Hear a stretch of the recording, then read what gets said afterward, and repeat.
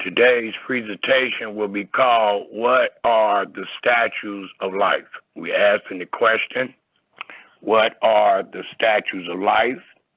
And we will answer this great question by way of scriptures. And we're bringing forth and making another distinction between the holy and the unholy, and between the clean and the unclean. And we will use this presentation to show that today's Israelites are not under the statutes of life. And I was asked to include the judgments, which I will oblige, because the judgments is righteous. And they are the words of Yahweh, and they go hand in hand with the statutes of life. So again, today's presentation will be called, What are the Statutes of Life?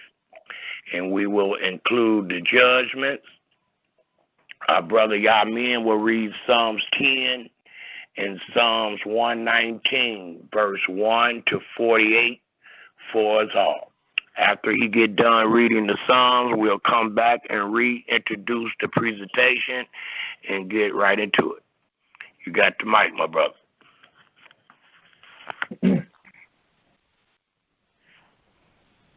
Shalom, everyone. As my brother stated, I would love for everyone to turn to Psalms 10, please. That is Psalms 10.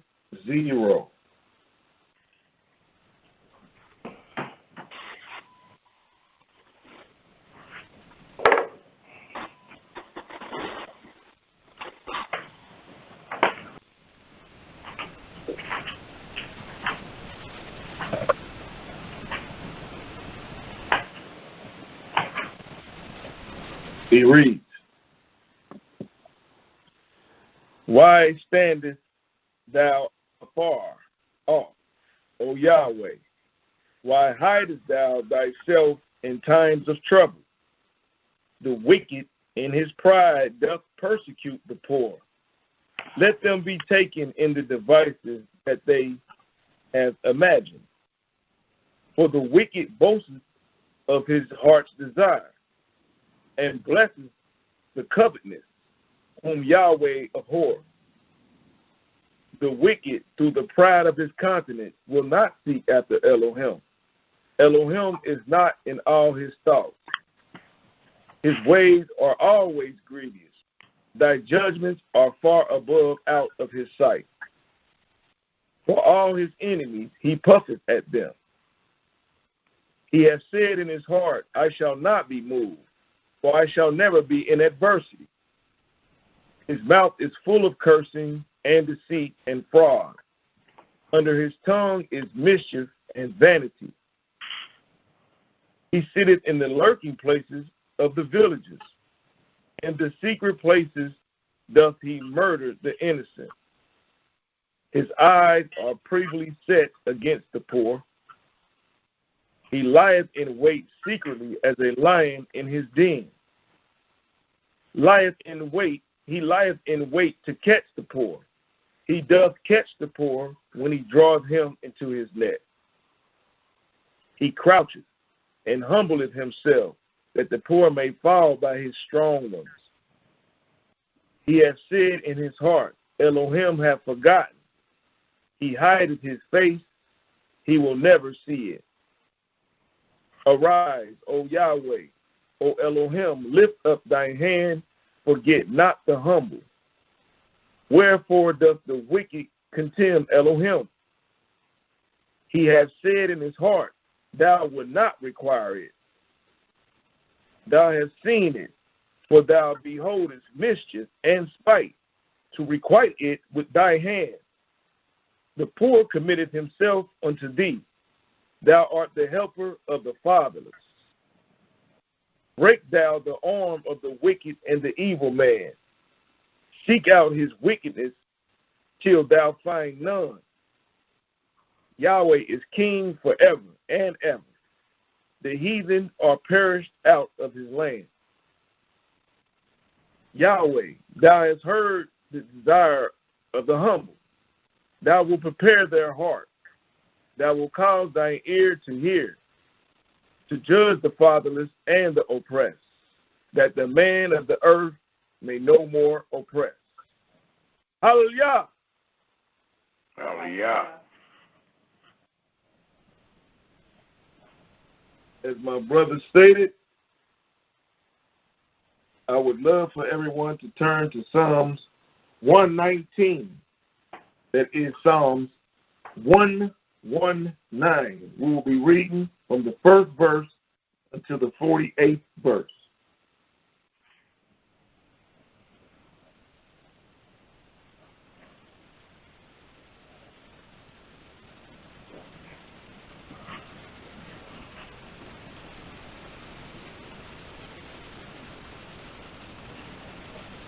It reads, "Blessed are the undefiled in the way, who walk in the law of Yahweh. Blessed are they that keep his testimony, and that seek him with the whole heart. They also do no iniquity. They walk in his ways. Thou hast commanded us to keep thy precepts diligently. Oh, that my ways were directed to keep thy statutes. Then shall I not be ashamed, when I have respect unto all thy commandments. I will praise thee with the uprightness of heart, when I shall have learned thy righteous judgment. I will keep thy statutes. O forsake me not utterly. Wherewithal shall a young man cleanse his way? By taking heed thereto according to thy word. With my whole heart have I sought thee. O let me not wander from thy commandments. Thy word have I hid in my heart, that I might not sin against thee. Blessed art thou, O Yahweh. Teach me thy statutes. With my lips have I declared all the judgments of thy mouth. I have rejoiced in the way of thy testimonies as much as in all riches. I will meditate in thy precepts and have respect unto thy ways. I will delight myself in thy statutes.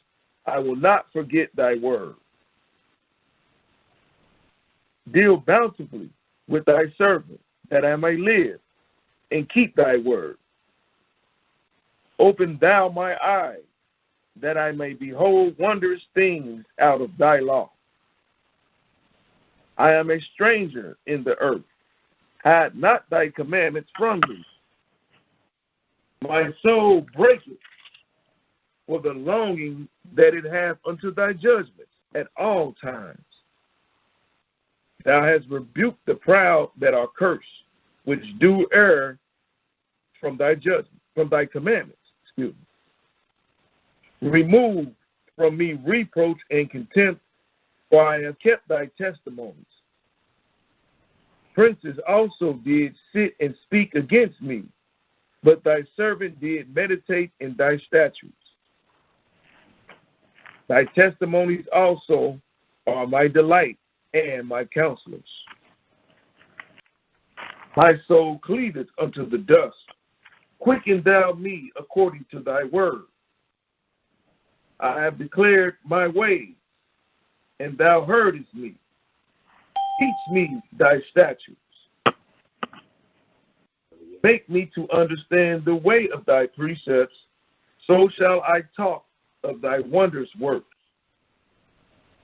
My soul melteth for thy heaviness. For thy heaviness. Strengthen thou me according unto thy words. Remove from me the way of lying, and grant me thy law graciously. I have chosen the way of truth. Thy judgments have I laid before me. I have stuck unto thy testimonies, O Yahweh, put me not to shame. I will run the way of thy commandments, when thou shalt enlarge my heart. Teach me, O Yahweh, the way of thy statutes, and I shall keep it unto the end. Give me understanding, and I will keep thy law. Yea, I shall observe it with my whole heart. Make me to go in the path of thy commandments, for therein do I delight. Incline my heart unto thy testimonies, and not to thy covetousness, and not to covetousness. Turn away my eyes from beholding vanity, and quicken thou me in thy way. Establish thy word unto thy servant, who is devoted to thy fear. Turn away my reproach which I fear, for thy judgments are good. Behold, I have longed after thy precepts. Quicken me in thy righteousness. Let thy mercies come also unto me, O Yahweh, even thy salvation, according to thy word. So shall I have wherewith to answer him that reproacheth me. For I trust in thy word, and take not the word of truth utterly out of my mouth. For I have hope in thy judgment. So shall I keep thy law continually, forever and ever. And I will walk at liberty, for I will seek thy precepts. I will speak of thy testimonies also before kings, and will not be ashamed. And I will delight myself in thy commandments, which I have loved. My hands also will I lift up unto thy commandments, which I have loved, and I will meditate in thy statutes. Hallelujah! Hallelujah! Hallelujah! Hallelujah. Hallelujah.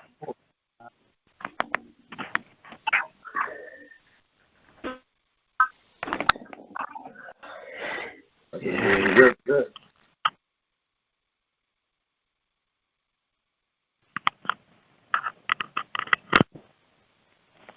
Hallelujah. And Shalom, Israel.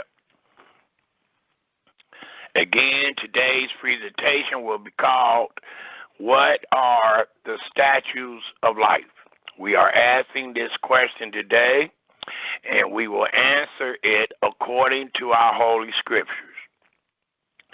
To make another distinction between the holy and the unholy, and between the clean and the unclean. In this great presentation, we will also include the judgments, for it is asked that the judgments be included in this presentation to allow one to know the righteousness of the statutes of life. I will start the presentation off by warning Israel with the book of Proverbs and the book of Psalms. First and foremost, I would like to give thanks and praise to the Creator of the heaven and earth and everything therein is by saying Hallelujah. And at this time, please get yourself a pen, a piece of paper, and in Holy Scripture, where you may jot down these most relevant scriptures that we will reveal this day. Thus, we will start off in the book of wisdom, the book of Proverbs, the 3rd chapter. Proverbs, the 3rd chapter. And it warns us with these great words found in Proverbs, the 3rd chapter. If we pick up at the very first verse, and we will read to the 7th verse. For it tells us, My son, forget not my law, but let thy heart keep my commandments. For length of days and long life and peace shall they add to thee. Let not mercy and truth forsake thee. Bind them about thy neck. Write them upon the table of thy heart. So shall thou find favor and good understanding in the sight of Elohim and man. Trust in Yahweh with all thy heart, and lean not into thy own understanding. In all thy ways acknowledge him, especially dealing with the statutes of life, and he shall direct thy paths. Be not wise in thy own eyes.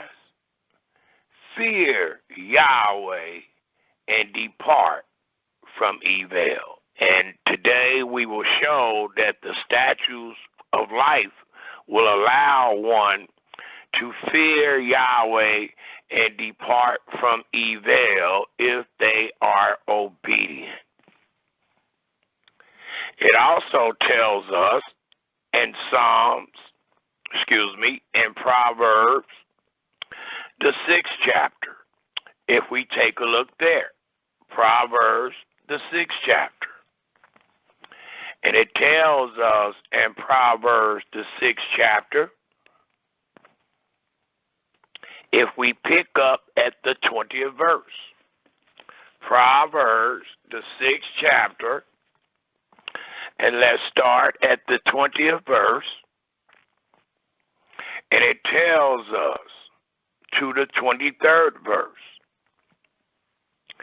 My son, keep thy father's commandment, and forsake not the law of thy mother. Bind them continually upon thy heart, and tie them about thy neck. When thou goest, it shall lead thee. When thou sleepest, it shall keep thee.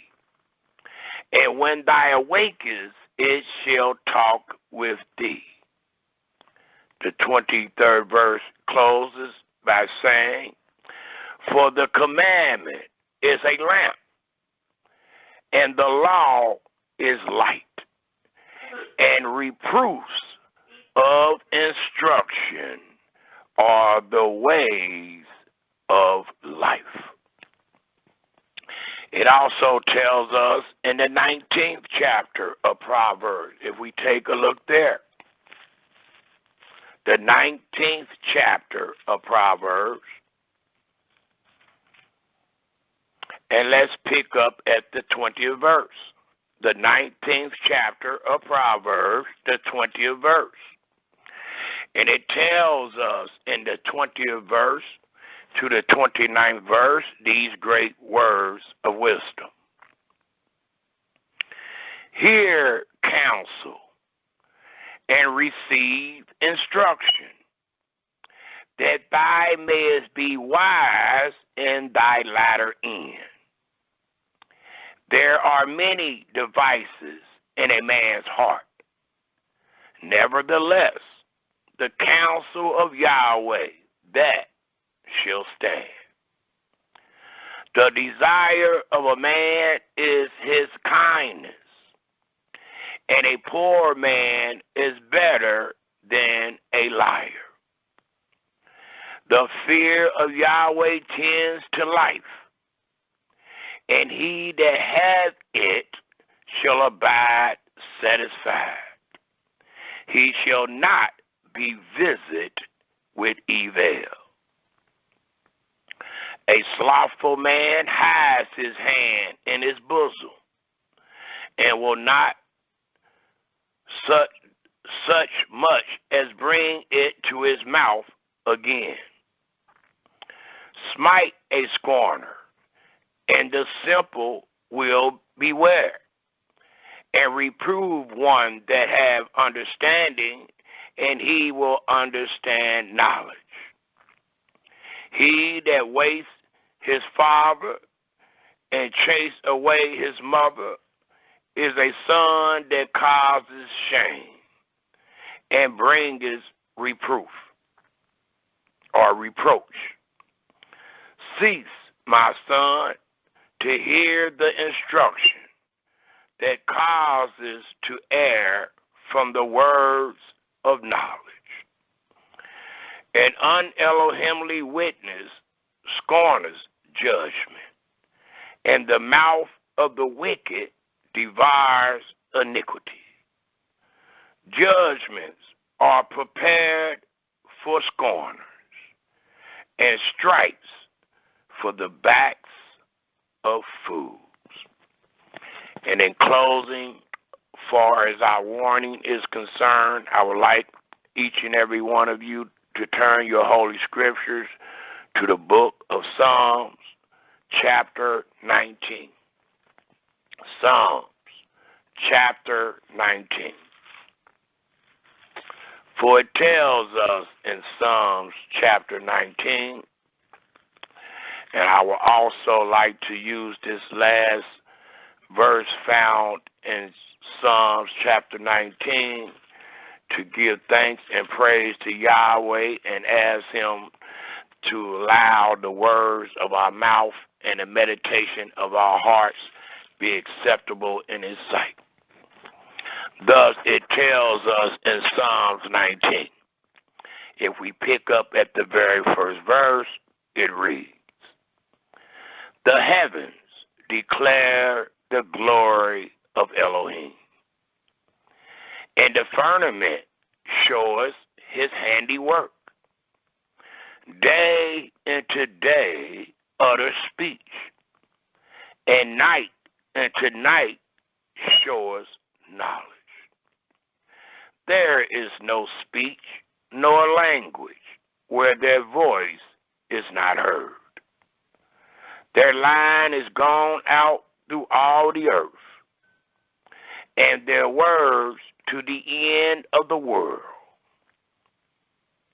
In them hath he set a tabernacle for the sun, which is as a bridegroom coming out of his chamber, and rejoices as a strong man to run a race.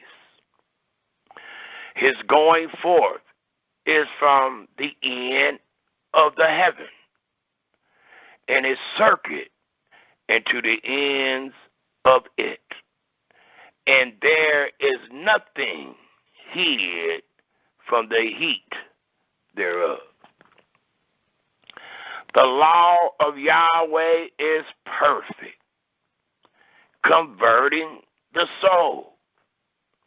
The testimony of Yahweh is sure, making wise the simple. The statutes of Yahweh are right. And that's what we're going to deal with today, the righteous statutes of life. Thus, the 8th verse reads, "The statutes of Yahweh are right, rejoicing the heart. The commandment of Yahweh is pure, enlightening the eyes. The fear of Yahweh is clean, enduring forever. The judgments of Yahweh are true and righteous altogether. More to be desired are they than gold, yea, than much fine gold, sweeter also than honey and the honeycomb.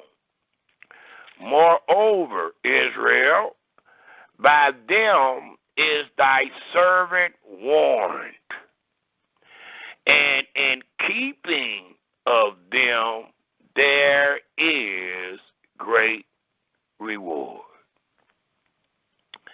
As our brother stated in Psalms 119, who can understand his errors? Cleanse thy me from secret faults. Keep back thy servant also from presumptuous sins. Let them not have dominion over me. Then, and only then, shall I be upright, and I shall be innocent from the great transgression. And in closing, we ask the Almighty, as the psalmist speak, let the words of my mouth and the meditation of my heart be acceptable in thy sight. Yahweh, my strength and my Redeemer. Again, today's presentation is called, What Are the Statutes of Life? And I'm kind of freestyling this today. I didn't really have time to put it all together. Thus, it might not be as uniform as the rest of our presentations. But you are a witness that I just asked the Almighty, according to Psalms, the 19th chapter, the 14th verse, to let the words of our mouth and the meditation of our heart be acceptable in thy sight. Yahweh, our strength and our Redeemer. And I truly believe that it will be so. Thus, we will start this great presentation out by having everyone go to Genesis, the 38th chapter. Last week, we spoke about the command that Jacob put upon his sons that spoke about the scepter not leaving or departing Yehuda, nor a lawgiver between his feet until Shiloh comes.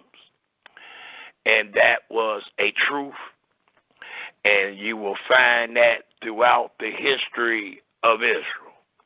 Thus, we will start off with this truth. And the truth that is being revealed in Genesis, the 38th chapter, if we all turn there, please, and take a look at the 24th verse, it tells us again, as it told us in our last presentation from Genesis, the 49th chapter, the 10th verse, it tells us in Genesis, the 38th chapter, the 24th verse, it allows us to know, dealing with judges, in the beginning, the judge was the head of the family. Thus, it allows us to know by way of testimony in Genesis, the 38th chapter, the 24th verse, and it reads, and it came to pass about 3 months after that it was told Yehuda, saying, Tamar, thy daughter-in-law, hath played the harlot. And also, behold, she is with child by whoredom. And Yehuda said, bring her forth and let her be burnt. And this is a judgment that Yehuda, being the judge and the head of the family, brought forth because his daughter-in-law had played the harlot, and she is with child by way of whoredom. And the righteous judgment for that wicked act was that she should be burnt.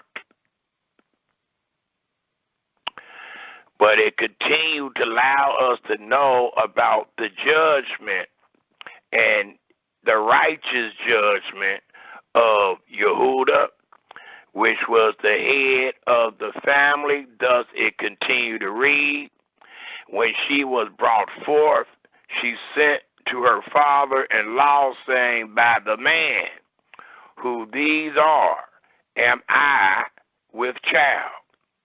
And she said, discern, meaning make diligent search. Make sure that this is a righteous judgment. Discern, I pray thee, who are these? The signet and bracelet and the staff, which denoted the scepter. And Yehuda acknowledged them and said, she has been more righteous. Note the judgment.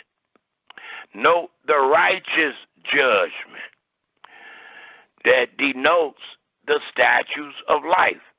It reads in the 26th verse, and Yehuda acknowledged them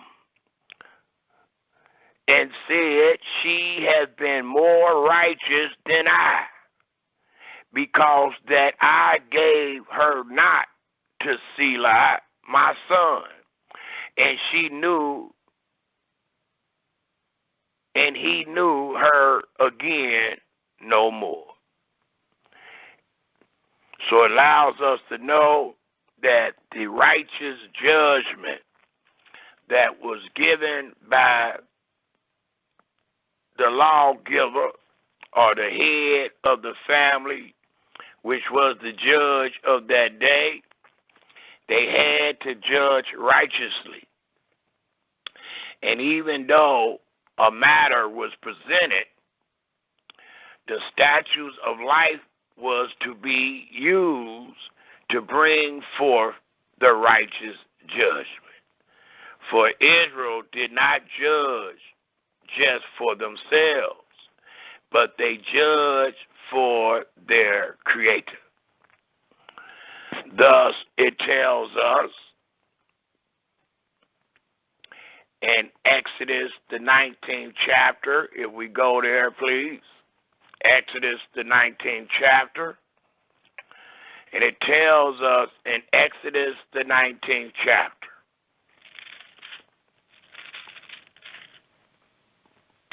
if we pick up at the 5th verse, these great words. And we will read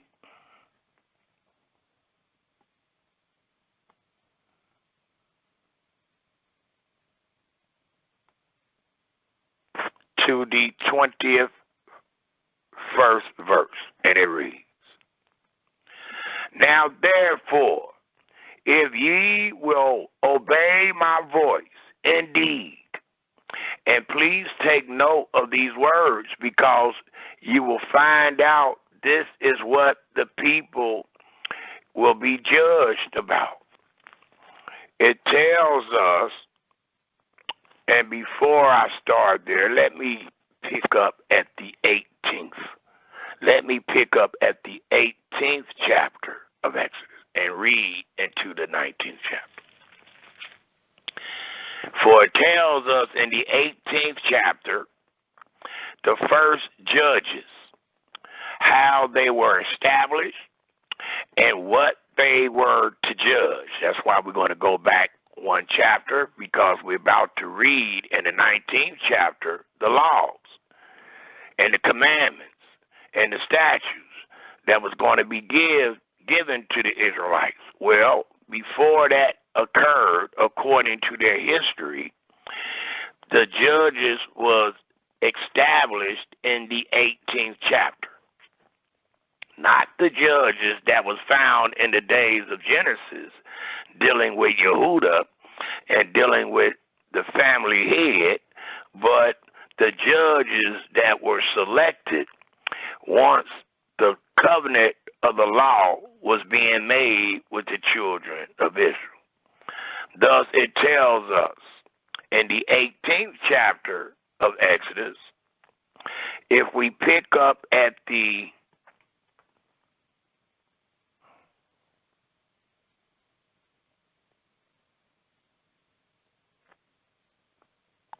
5th verse.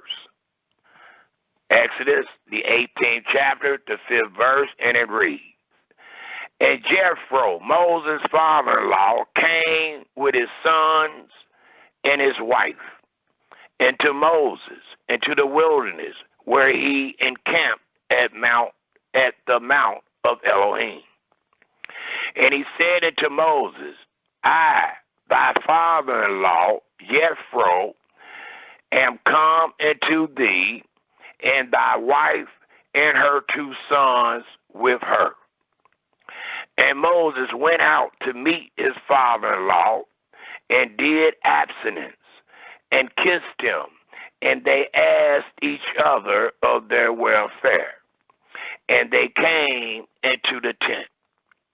And Moses told his father-in-law all that Yahweh had done unto Pharaoh and to the Egyptians for Israel's sake, and all the travail that had come upon them by the way, and how Yahweh delivered them. And Jethro rejoiced for all the goodness which Yahweh had done to Israel, whom he had delivered out of the hand of the Egyptians. And Jethro said, Blessed be Yahweh, who hath delivered you out of the hand of the Egyptians, and out of the hand of Pharaoh, who hath delivered the people from under the hand of the Egyptians. Now I know that Yahweh is greater than all gods, for in the thing wherein they dwelt proudly, or dealt proudly, he was above them. And Jethro, Moses' father-in-law, took a burnt offering and sacrificed for Elohim. And Aaron came, and all the elders of Israel, to eat bread with Moses' father-in-law before Yahweh. And it came to pass on the morrow that Moses sat to judge the people. And the people stood by Moses from the morning into the evening.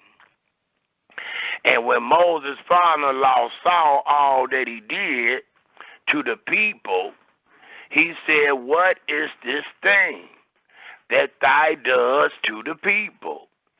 Why sittest thou thyself alone, and all the people stand by thee from morning to even? And Moses said unto his father-in-law, Because the people come into me to inquire of Elohim.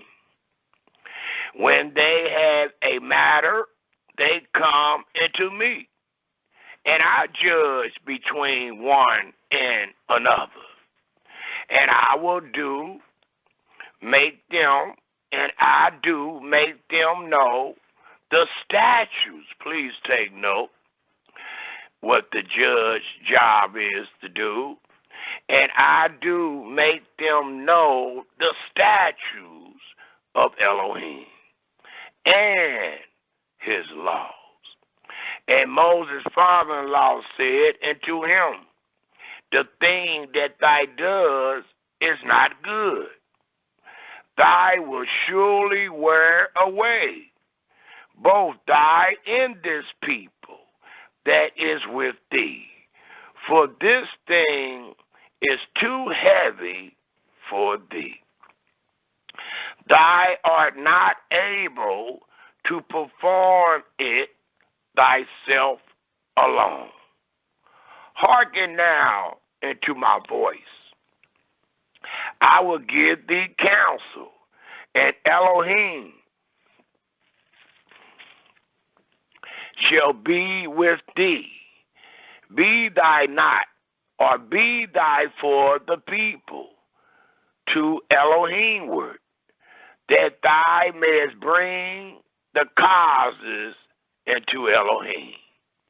And thou shalt teach them ordinances and laws, and shalt show them the way wherein they must walk, and the work that they must do. Moreover, thou shalt provide out of all the people able men, such as fear Elohim, men of truth, hating covetousness, and place such over them to be rulers of thousands, and rulers of hundreds, rulers of fifties, and rulers of tens. And let them judge the people at all seasons. And it shall be that every great matter they shall bring into thee, but every small matter they shall judge. So shall it be easier for thyself, and they shall bear the burden with thee. If thou shalt do this thing, and Elohim command thee so, then thou shalt be able to endure. And all this people shall also go to their place in peace. So Moses hearkened to the voice of his father-in-law, and did all that he had said. And Moses chose able men out of all Israel, and made them heads, as Jacob was the head of the family. Thus Moses chose able men out of Israel, and made them heads over the people, rulers of thousands, rulers of hundreds, rulers of fifties, and rulers of tens. And they judged the people at all seasons. The hard cases they brought into Moses, but every small matter they judged it themselves. And Moses let his father-in-law depart, and he went his way into his own land. So it allows us to know that here, under the advice of Moses' father-in-law, Jethro, Moses prayed to the Almighty and got the approval that he should set men over Israel, able men, men of truth, men, such men as feared Elohim and hated covetousness, and placed them over Israel to be rulers of thousands, rulers of hundreds, rulers of fifties, and rulers of tens. And their job was to judge the people at all seasons. Thus it tells us in the 19th verse, or the 19th chapter, if we pick up at the 5th verse, and it reads,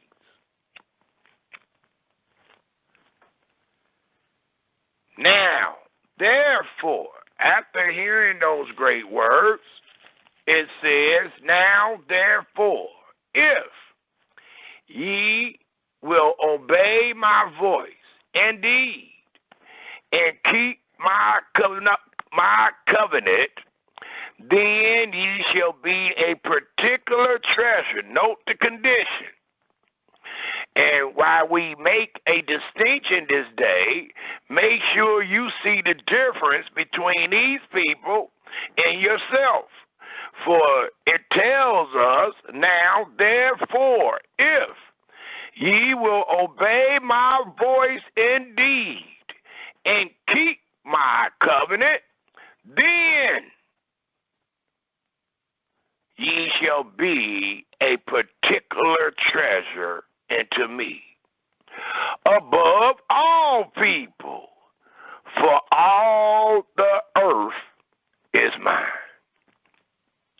And ye shall be unto me a kingdom of priests, and an holy nation. These are the words which thou shalt speak unto the children of Israel. And Moses came and called for the elders of the people, and laid before their faces all these words which Yahweh commanded him. And all the people answered together and said, all that Yahweh has spoken, we will do. And it's dealing with the statutes of life. And Moses returned the words of the people unto Yahweh. And Yahweh said unto Moses, lo, I come unto thee in a thick cloud, that the people may hear when I speak with thee, and believe thee forever. And Moses told the words of the people unto Yahweh. And Yahweh said unto Moses, go into the people, and sanctify them today and tomorrow, and let them wash their clothes, and be ready against the third day. For the third day Yahweh will come down in the sight of all the people upon Mount Sinai. And thou shalt set bounds unto the people round about, saying, take heed to yourselves, that ye go not up into the mount, or touch the mount, or touch the border of it. Whosoever touch the mount shall be surely put to death. There shall not an hand touch it, but he shall surely be stoned, or shot through, whether it be beast or man. It shall not live. When the trumpet sounds long, they shall come up to the mount. And Moses went down from the mount into the people, and sanctified the people, and they washed their clothes. And he said unto the people, be ready against the third day. Come not at your wives. And it came to pass on the third day in the morning, that there were thunders and lightnings, and a thick cloud upon the mount, and the voice of the trumpet exceedingly loud, so that all the people that was in the camp trembled. And Moses brought forth the people out of the camp to meet with Elohim, and they stood at the nether part of the mount. And Mount Sinai was altogether on a smoke, because Yahweh descended upon it in fire, and the smoke thereof ascended as the smoke of a furnace, and the whole mount quaked greatly.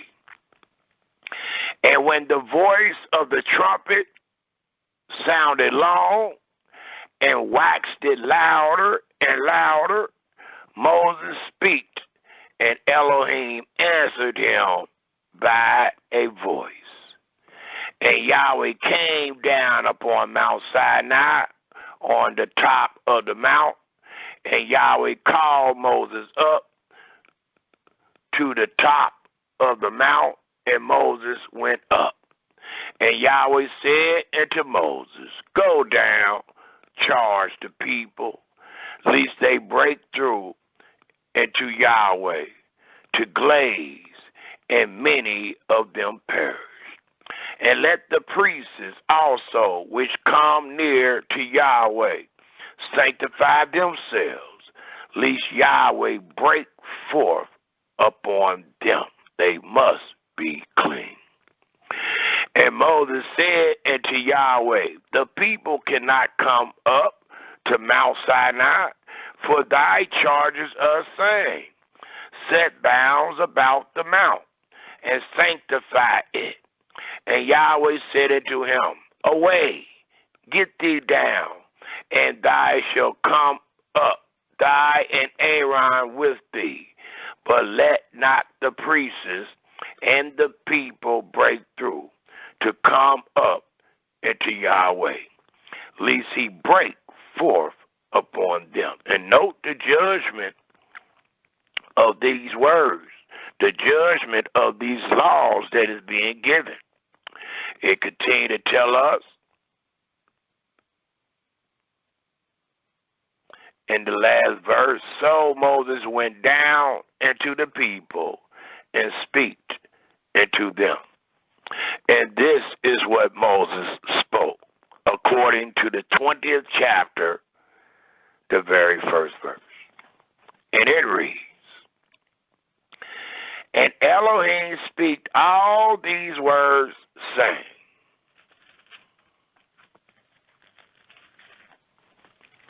I am Yahweh thy Elohim, which have brought thee out of the land of Egypt, out of the house of bondage. And note the direction that we are using to show what are the statutes of life and how the judgments are included and are known as righteous. And it is given to the Israelites because of what Yahweh did for their sake. And we just read what Yahweh did for their sake when Moses spoke to his father-in-law Jethro. And it is, as it is written in the second verse of Exodus 20, I am Yahweh thy Elohim, which have brought thee out of the land of Egypt, out of the house of bondage. So a free people is about to be given the statutes of life. A free people is going to be judged on their obedience or disobedience to these statutes of life. Thus, the third verse reads, thou shalt have no other gods before me. Thou shalt not make unto thee any graven image, or any likeness of anything that is in the heaven above, or that is in the earth beneath, or that is in the water under the earth. Thou shalt not bow down thyself unto them. And mind yourself, as we reading these great commandments, who is Moses speaking to? Is Moses speaking to the world? Is he speaking to a bunch of captives that find themselves in America and scattered abroad? Or is he commanded to tell these words to the people that Yahweh, or as it reads, which Yahweh had brought out of the land of Egypt, out of the house of bondage, and it is the latter. Thus, it tells us again in the fourth verse, thou shalt not make unto thee any graven image, or any likeness of anything that is in the heaven above, or that is in the earth beneath, or that is in the waters under the earth. Thou shalt not bow down thyself to them, nor serve them. For I, Yahweh, thy Elohim, am a jealous Elohim, visiting the iniquities of the fathers upon the children, and to the third and fourth generation of them that hate me. and showing mercy unto thousands of them that love me and keep my commandments. Thou shalt not take the name of Yahweh thy Elohim in vain, for Yahweh will not hold him guiltless that takes his name in vain. And note, dealing with this guiltlessness of the punishment for each and every one of these commands, once they are judged, are death. The punishment is death for breaking any one of the 10 commandments. Thus, it continue to tell us in the 7th verse, again, thou shalt not take the name of Yahweh thy Elohim in vain, for Yahweh will not hold him guiltless that takes his name in vain. Remember the Sabbath day to keep it holy. Note, Moses was commanded from Mount Sinai to go tell the people all of these great words. 6 days shall thou labor and do all thy work, but the 7th day is the Sabbath of Yahweh thy Elohim. In it thou shalt not do any work, nor thy son, nor thy daughter, thy manservant, nor thy maidservant, nor thy cattle, nor thy stranger that is within thy gates. For in 6 days Yahweh made heaven and earth, the sea and all that in them is, and rested the 7th day. Wherefore, the reason why Yahweh blessed the Sabbath day and hallowed it. Honor thy father and thy mother, that thy days may be long upon the land which Yahweh thy Elohim give thee. Did y'all catch that? The Almighty sent Moses to tell Israel which he had brought forth out of Egypt and out of bondage, and told them to honor thy father and thy mother, that thy days may be long upon the land which Yahweh thy Elohim gives thee. Thou shalt not murder. Thou shalt not commit adultery. Thou shalt not steal. Thou shalt not bear false witness against thy neighbor. Thou shalt not covet thy neighbor's house. Thou shalt not covet thy neighbor's wife, nor his manservant, nor his maidservant, nor his ox, nor his ass, nor anything that is thy neighbor. And all the people saw the thunderings and the lightnings and the noise of the trumpet and the mountain smoking. And when the people saw it, they removed and stood afar off. And they said unto Moses, Speak thou with us, and we will hear. And that which is being spoken are known as the statutes of life. Thus it continued to tell us, but let not Elohim speak with us, lest we die. And Moses said unto the people, Fear not, for Yahweh is come to test you. Note, to see if you will truly live therein. It says, and Moses said unto the people, Fear not, for Elohim is come to prove you, and that his fear may be before your faces, that ye sin not. And the people stood afar off, and Moses drew near into the thickness where Yahweh was. It also tells us, dealing with these instructions of giving of the words of the statutes of life, it tells us in the 21st chapter of Exodus. If we pick up at the very first verse, the 21st chapter of Exodus, and it tells us in the very first verse,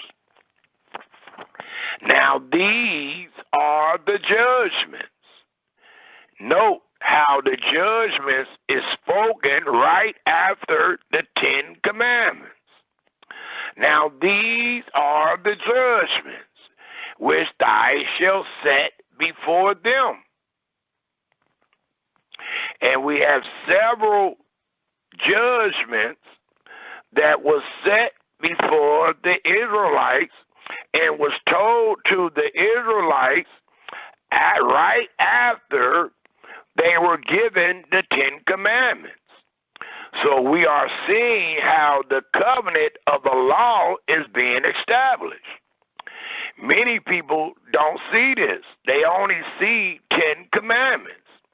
And they advise people to just keep the 10 Commandments. But the 10 Commandments will not represent every word that was given to the Israelites. And we know that the Israelites was commanded and told that man should not live by bread alone, but by every word that proceedeth out of the mouth of Yahweh shall man live. Thus it told us in the first verse of the 21st chapter of Exodus, now these are the judgments which thou shalt set before them.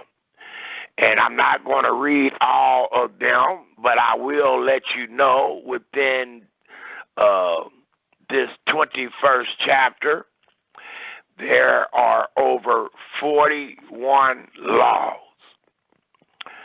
There are over 41 laws.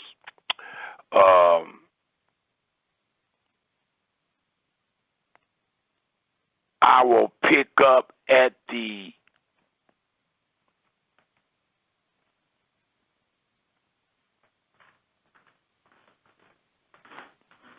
12th verse.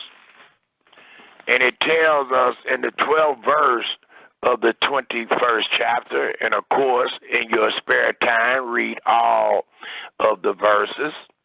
It tells us in the 12th verse, he that smite a man so that he die shall be surely put to death.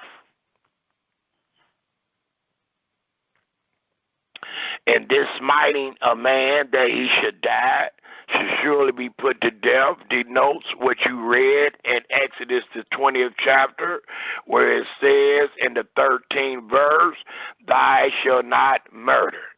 In many of your today's scriptures, it might read, thou should not kill. But thou should not kill is not the command, nor the statute that Yahweh gave the children of Israel who he brought up out of Egypt. Because Israel killed the enemies of Yahweh.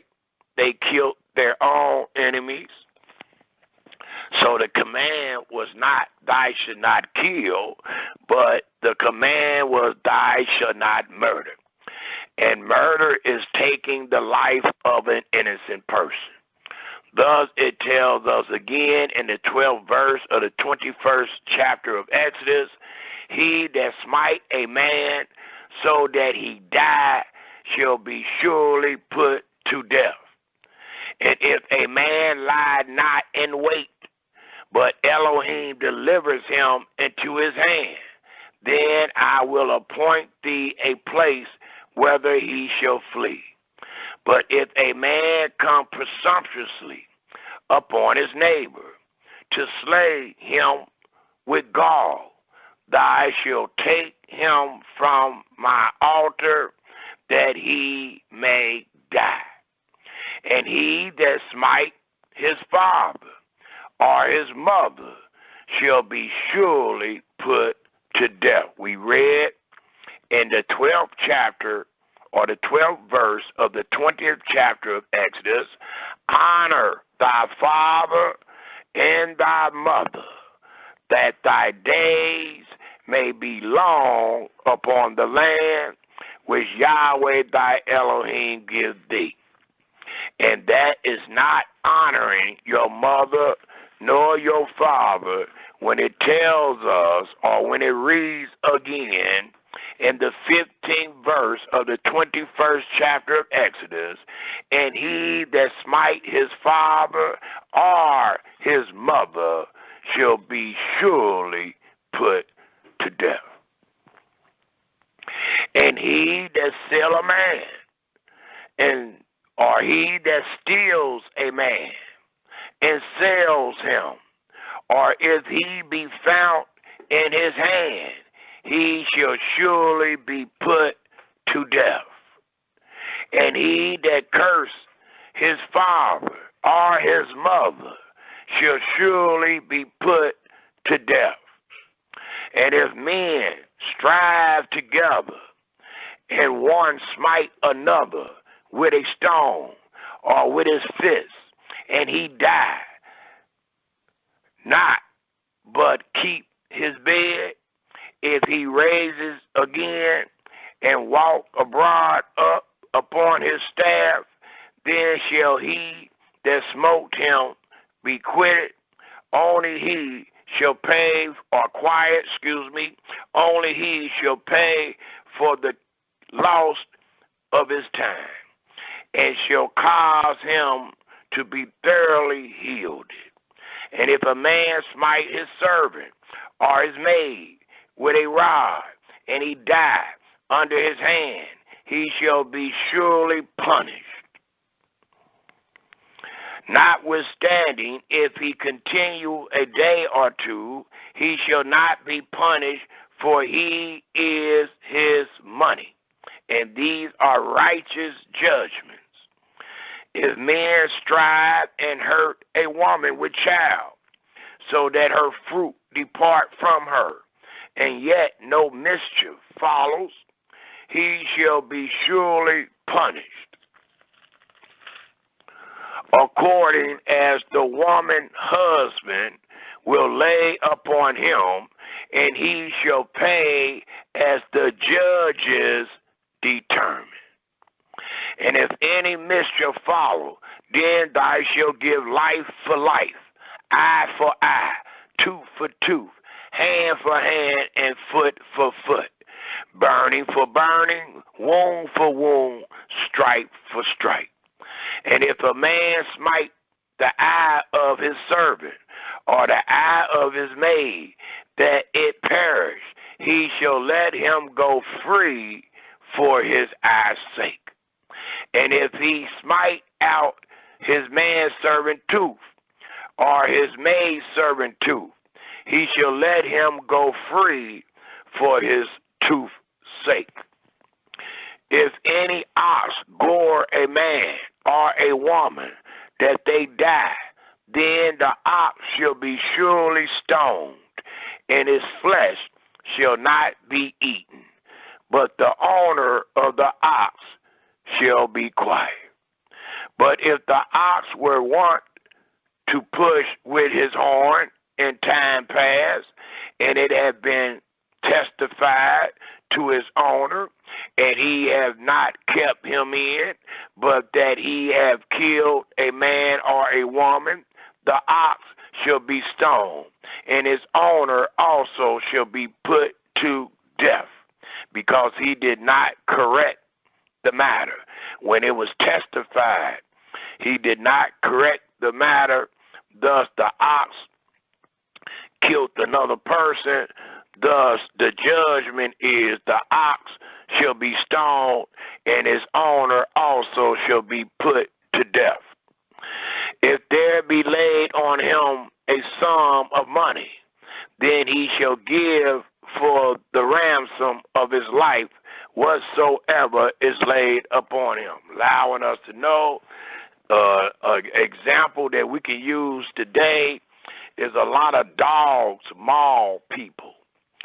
And people have been slapped on the hand for what their dogs have done to women and men and children. Well, under the law, under the statutes of life, under the righteous judgment, that dog was supposed to be killed, and if it had been testified to the owner before that his dog been getting out, biting people or whatever, then that dog was to be stoned to death and the owner was to be killed. Unless when they were brought to the judges, the person laid a ransom for that man's life, meaning they didn't want to take his life, but they wanted him to pay. Today, I think that's like a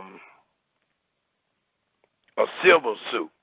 Like when you do a civil suit, you get money or ransom from the person that committed the crime.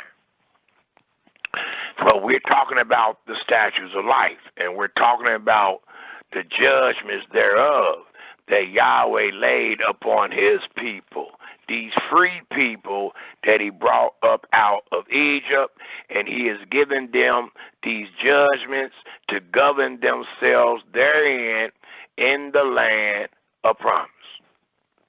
Thus, it continues to tell us,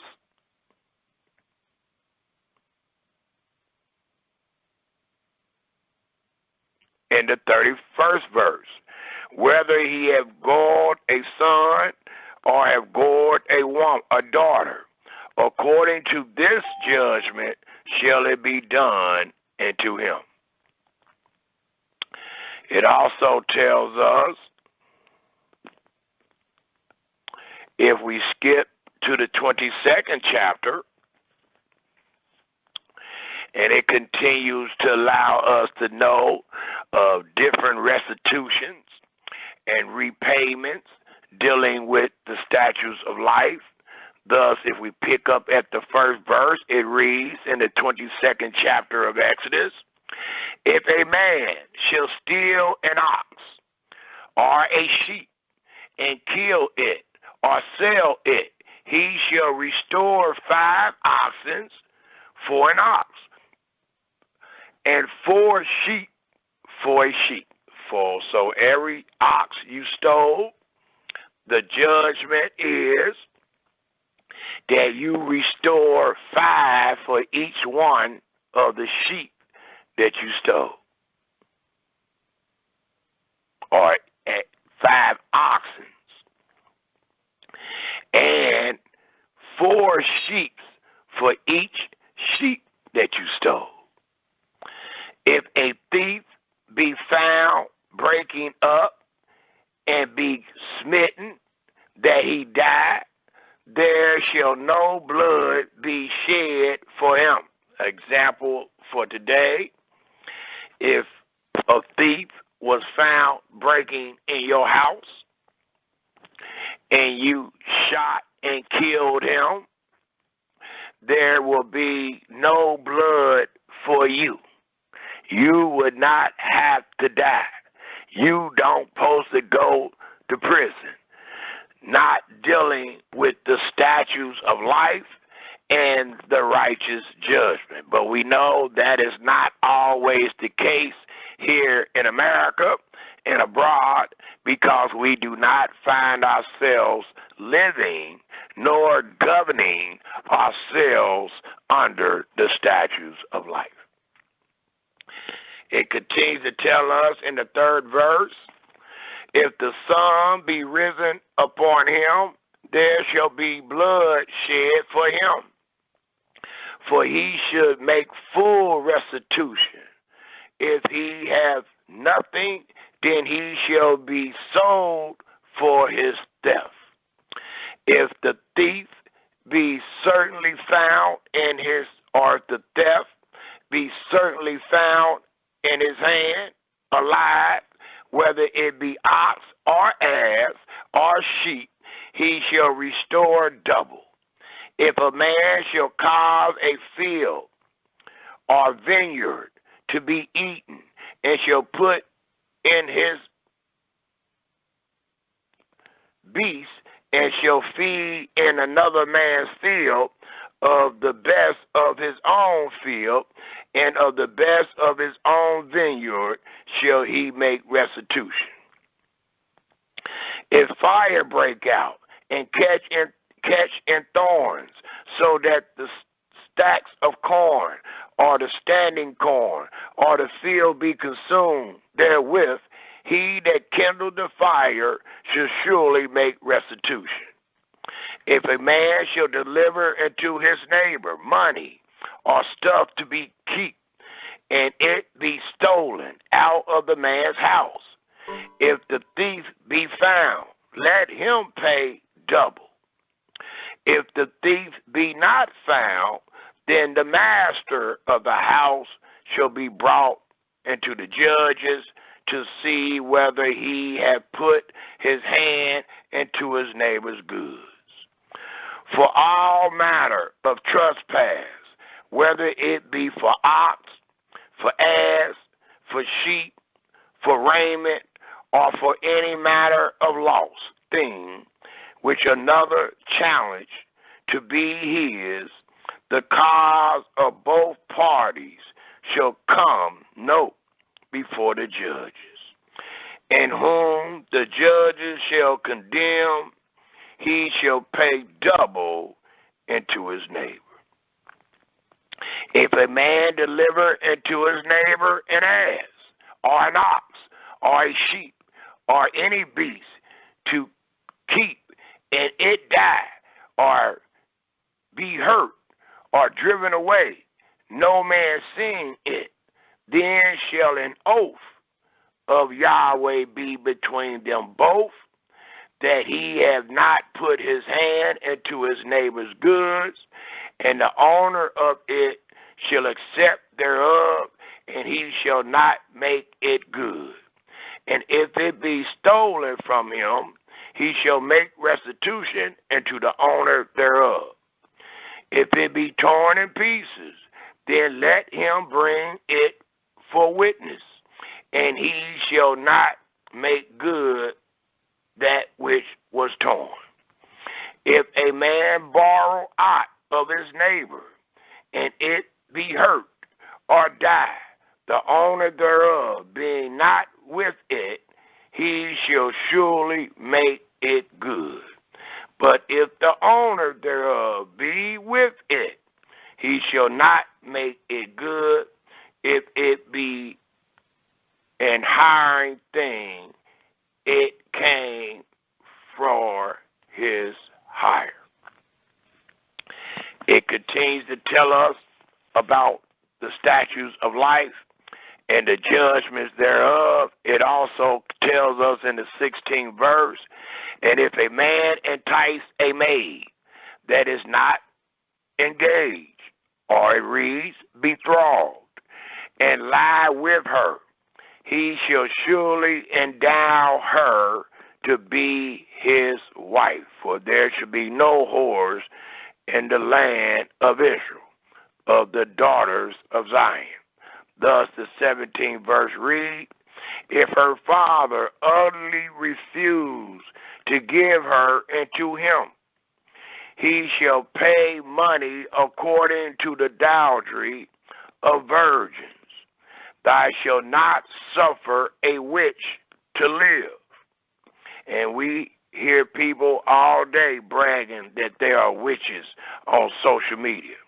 But they live only because we find ourselves not under the statutes of life, nor under the judgments thereof.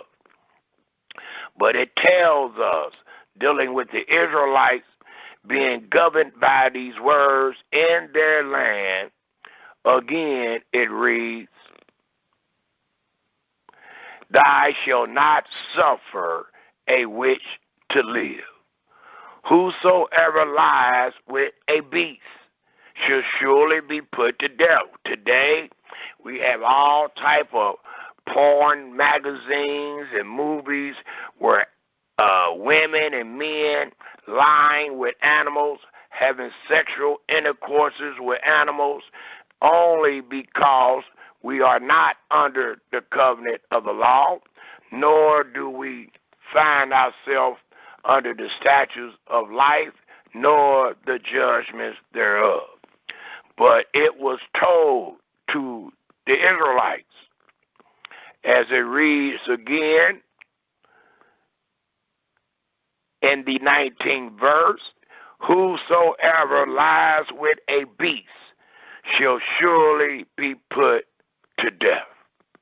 He that sacrifice unto any god, save unto Yahweh only, he shall be utterly destroyed. Well, today, there are many people on the face of the earth that cries out loud telling people that they are sacrificing to their gods, and they are not utterly destroyed.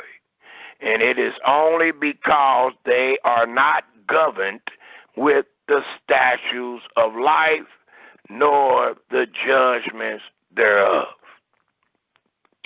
It tells us in the 21st verse, thou shalt neither vex a stranger, nor oppress him.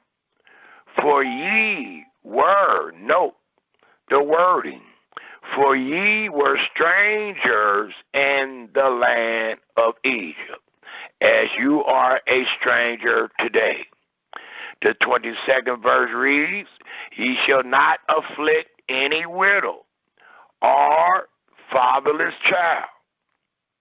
If thou afflict them in any wise, and they cry at all unto me, I will surely hear their cry, and my wrath shall vex hot, and I will what?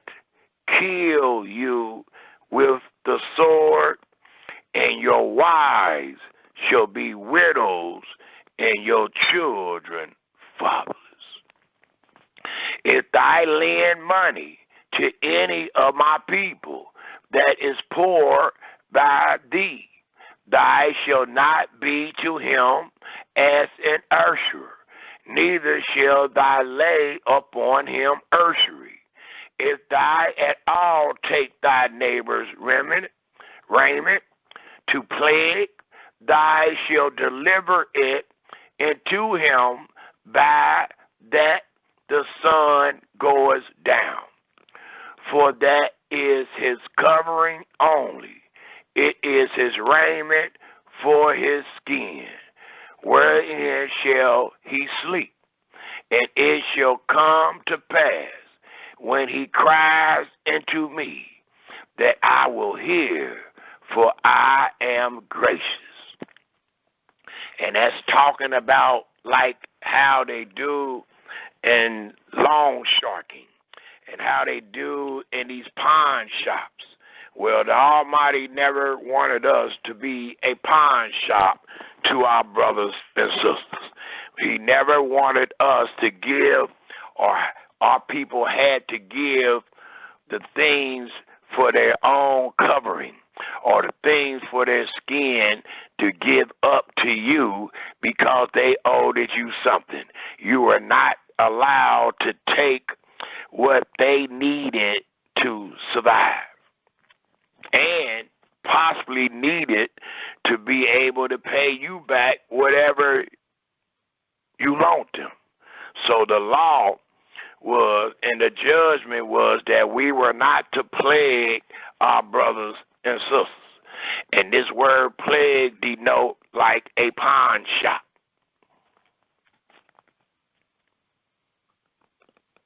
And we find ourselves in pawn shops all the time when we ain't got no money, when we don't have another way of getting what we need, we look at the little things that we might own and we hurry up and plague it. Well, under the statutes of life, that is not righteous, nor is it good, nor was it ever told the Israelites to do. It continued to tell us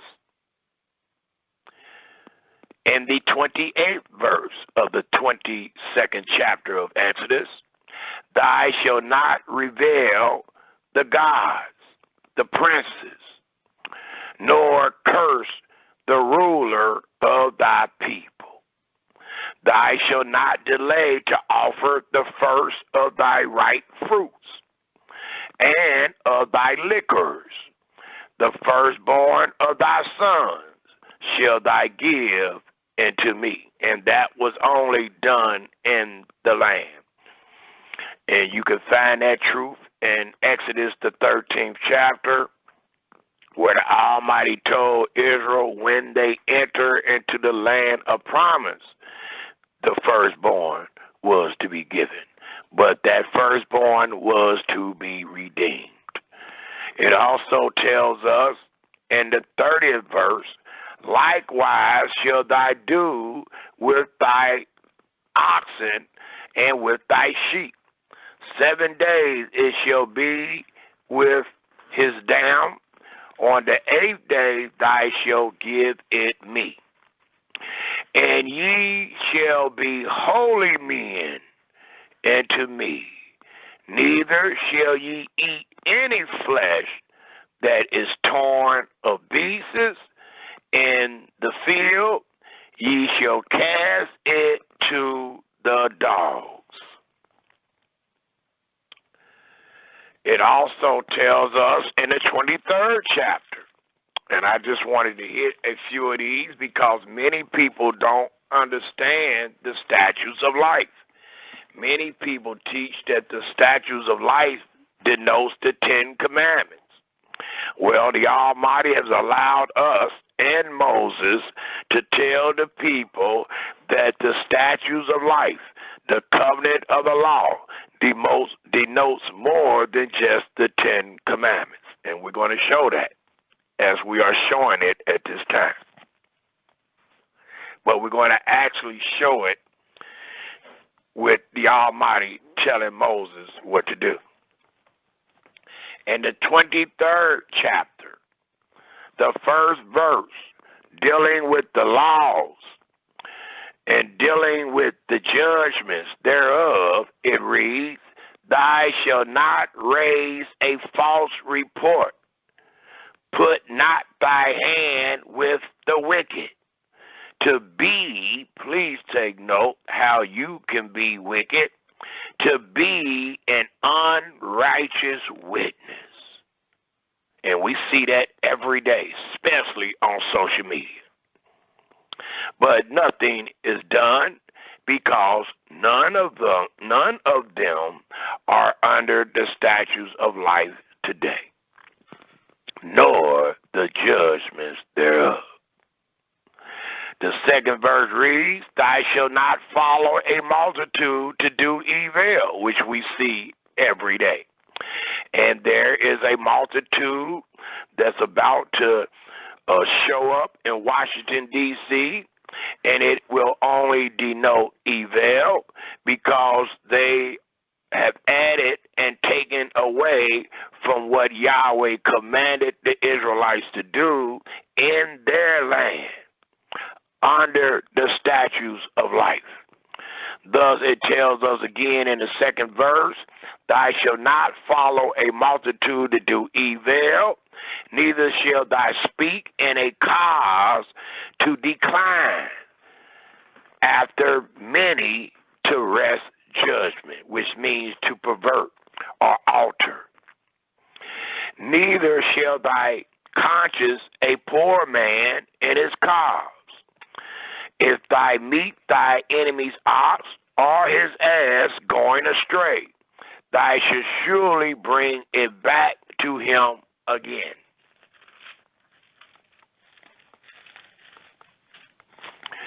If thou see the ass of him that hate thee, lying under his burden, and would forbear to help him, thou shalt surely help with him. Thou shalt not wrest, twist, alter, pervert the judgment of thy poor in his cause. Keep thee far from a false matter, and the innocent and righteous slay thy not. For I will not justify the wicked. And thou shalt take no gift, for the gift blinds the eyes of the wise, and pervert the words of the righteous. And many times we find ourselves taking gifts, taking titles, and things like that just to pervert the words of the righteous. The 9th verse reads, also thou shalt not oppress a stranger. Again, for ye know the heart of a stranger, seeing ye were strangers in the land of Egypt. Also, it tells us during this great conversation and command giving to the Israelites, if we take a look at the 24th verse, the 24th chapter, Well, let's start at the 24th verse. Look what the 24th verse says in Exodus 23. Thou shalt not bow down to their gods, nor serve them, nor do after their works, but thou shalt utterly overthrow them, and quite break down their images. And ye shall serve Yahweh your Elohim, and ye shall bless thy bread, or it says, and he shall bless thy bread and thy water, and I will take sickness away from the midst of thee. There shall nothing cast their young, nor be barren in thy land. No, in thy land, not in the enemy's land, as we see each and every day with abortions and what's the other one? Abortion and miscarriages. But under the statutes of life and the judgments thereof, the Almighty said those things would not be. Thus it reads again in the 26th verse, there shall nothing cast their young, nor be barren in thy land. The number of thy days I will fulfill. I will send my fear before thee, and will destroy all the people to whom thou shalt come, and I will make all thy enemies turn their backs into thee. It also tells us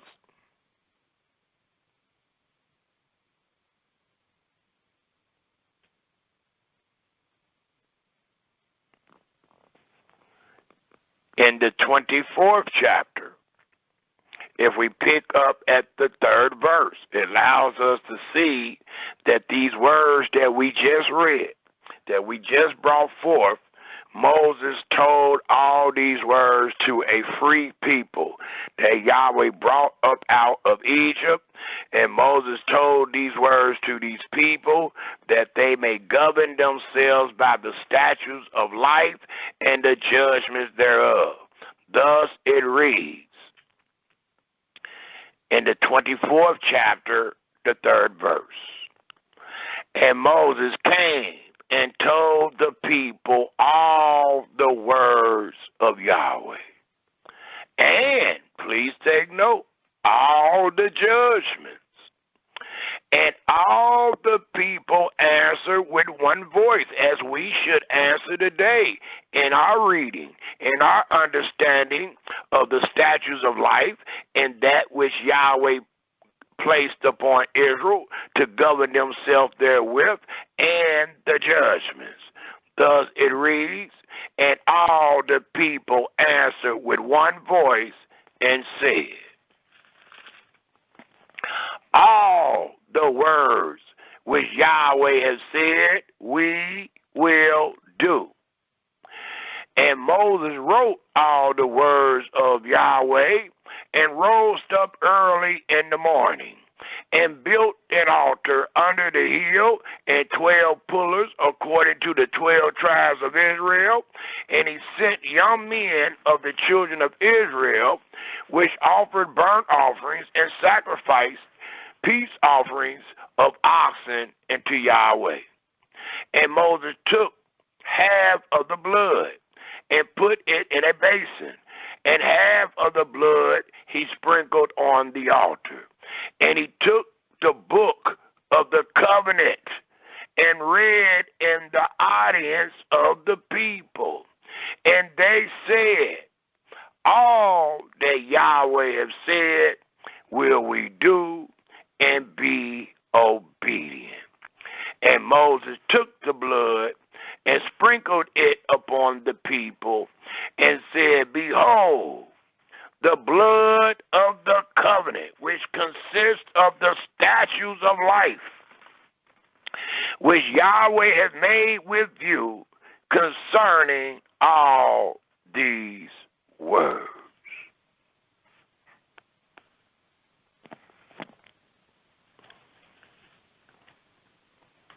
It also tells us, if we take a look at the 32nd chapter of Exodus, the 32nd chapter of Exodus tells us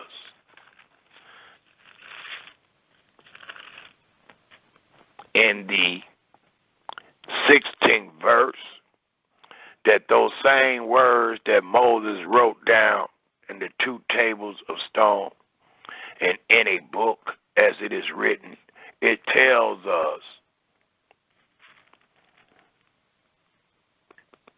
in the 16th verse, I'll start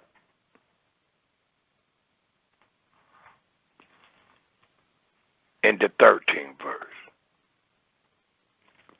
It says, remember Abraham, Isaac, and Israel, thy servants, to whom thou swear by thy own self, and said unto them, I will multiply your seed as the stars of heaven, and all this land that I have spoken of will I give into your seed, and they shall inherit it forever. And that's where the statutes of life was to be done forever.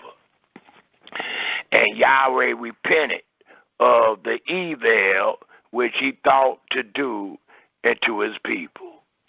And Moses turned and went down from the mount, and the 2 tables of the testimony were in his hand. The tables were written on both their sides, on the one side and on the other side were they written. And the tables were the work of Elohim, and the writing was the writing of Yahweh, graven upon the tables. So it allows us to know that these statutes of life was graven upon the tables by the finger of Yahweh. These words was given to Israel by the thought of Yahweh. These are holy and divine statutes of life. And they were given to the Israelites by way of Moses, and not only given to the Israelites by way of Moses, but also by way of the judges and the judgments thereof. It tells us, if we turn our holy scriptures to the book of Deuteronomy, the book of Deuteronomy, and let's take a look at the first chapter of Deuteronomy, Deuteronomy 1. And it tells us in Deuteronomy 1,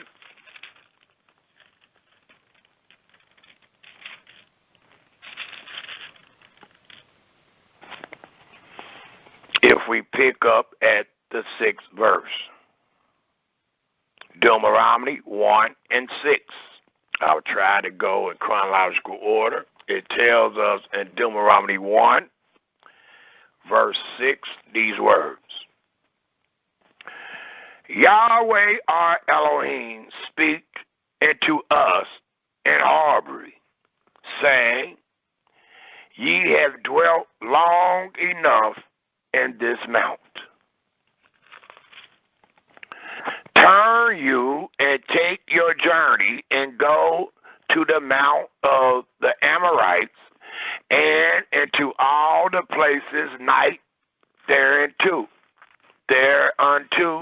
in the plains, in the hills, and in the vale, and in the south, and by the seaside, to the land of the Canaanites, and into Lebanon, and to the great river, the river Euphrates. Behold, I have set the land before you. Go in and possess the land which Yahweh sware unto your fathers, Abraham, Isaac, and Jacob, to give unto them and to their seed after them. And I speak unto you at that time, saying, I am not able to bear you myself alone. Yahweh your Elohim hath multiplied you, and behold, ye are this day as the stars of heaven for multitude. Yahweh Elohim of your fathers make you 1,000 times so many more as ye are, and bless you as he hath promised you. How can I myself alone bear your cumbrance and your burdens and your strife? Take you wise men and understanding, and know among your tribes, or known among your tribes, and I will make them rulers, judges, as we've seen in Exodus the 18th chapter, over you. And ye answered me and said, the thing which thou hast spoken is good for us to do. So I took the chief of your tribes, wise men, and known, and made them heads over you, captains over thousands, and captains over hundreds, and captains over 50s, and captains over 10s, and officers among your tribe. And I charged your judges at that time, saying, hear the cause between your brethren, and judge righteously between every man and his brother and the stranger that is with him. Ye shall not respect person and judgment, but ye shall hear the small as well as the great. Ye shall not be afraid of the face of man, for the judgment is Elohim's, and the cause that is too hard for you, bring it unto me, and I will hear it. And I commanded you at that time all the things which ye should do, which denoted the statutes of life. It also tells us in the 4th chapter of Deuteronomy, if we take a look there, and it tells us in the 4th chapter of Deuteronomy, answering the question of the presentation, what are the statutes of life? It tells us in the 4th chapter, if we pick up at the 1st verse,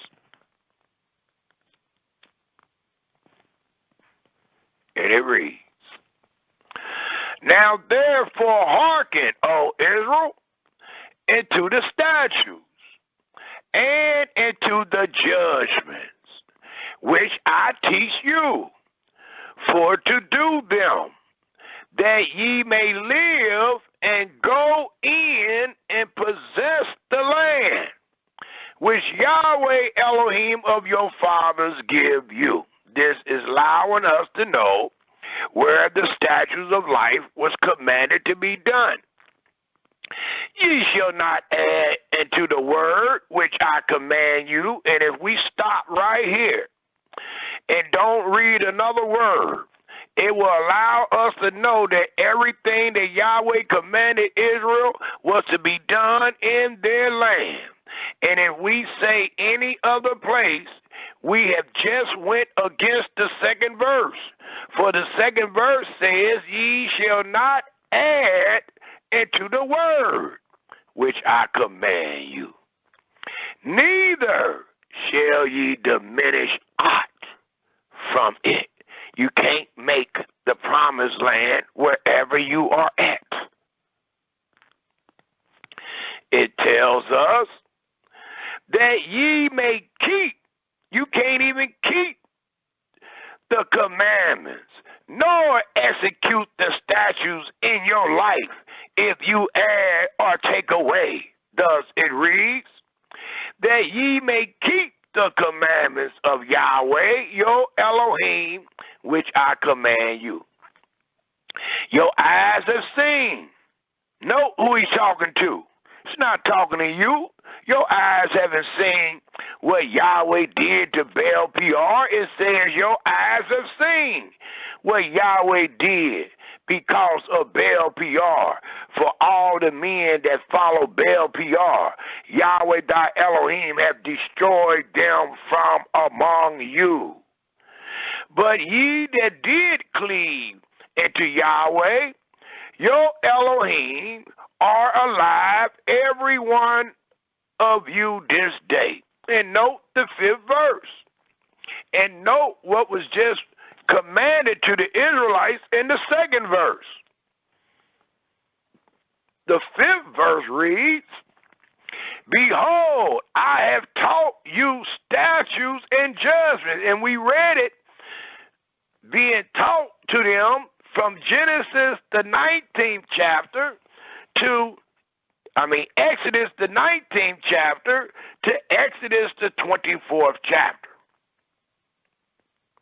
Thus it reads in the 5th verse, behold, I have taught you statutes and judgments, even as Yahweh my Elohim commanded me, that ye should do so where? Wherever you at, in the land of your enemies, in a defiled and polluted state, it says that ye should do so in the land, whether ye go to possess it.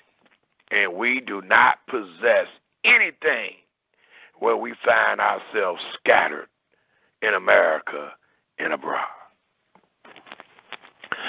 Keep therefore and do them in the land that you possess, for this is your wisdom. So when you teach you're under the Sabbath today, when you teach you're under the command today, you are not showing any wisdom, nor can you produce one testimony. For the testimonies are sure. The testimony will allow us to know that you possess wisdom. Thus it reads again in the 6th verse, keep therefore and do them, for this is your wisdom and your understanding in the sight of the nations where you're at today, which shall hear all these statutes and say, dealing with the statutes of life, surely this great nation is a wise and understanding people. For what nation is there so great that have Yahweh so nigh into them as Yahweh our Elohim is in all things that we call upon him for? And what nation is there so great that have what? Statutes and judgments so righteous as all this law, which I set before you this day. Only take heed to thyself, and keep thy soul diligently, lest I forget the things which thy eyes have seen, and lest they depart from thy heart all the days of thy life. But teach them thy sons and thy sons' sons, especially the day that thou stood before Yahweh thy Elohim in Horeb, when Yahweh said unto me, gather me the people together, and I will make them hear my words. And the words they heard was known as the statutes of life, that they may learn to fear me all the days that they have lived upon the earth, and that they may teach their children. And ye came near and stood under the mountain, and the mountain burnt with fire, and to the midst of heaven with darkness, clouds, and thick darkness. And Yahweh speak unto you out of the midst of the fire. Ye heard the voice of the words, but saw no similitude, only ye heard a voice. And he declared unto you the statutes of life, it reads, and he declared unto you his covenant, which he commanded you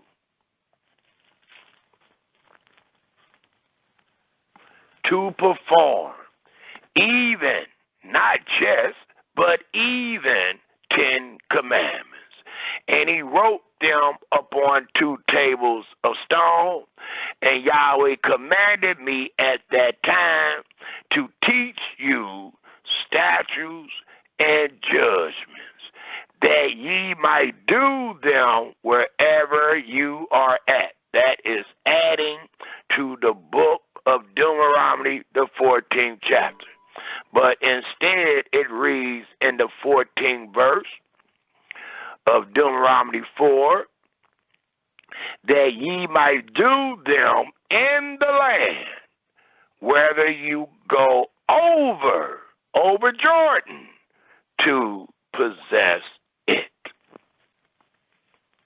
So we see how the statutes of life was commanded to be given to the Israelites by the Creator himself.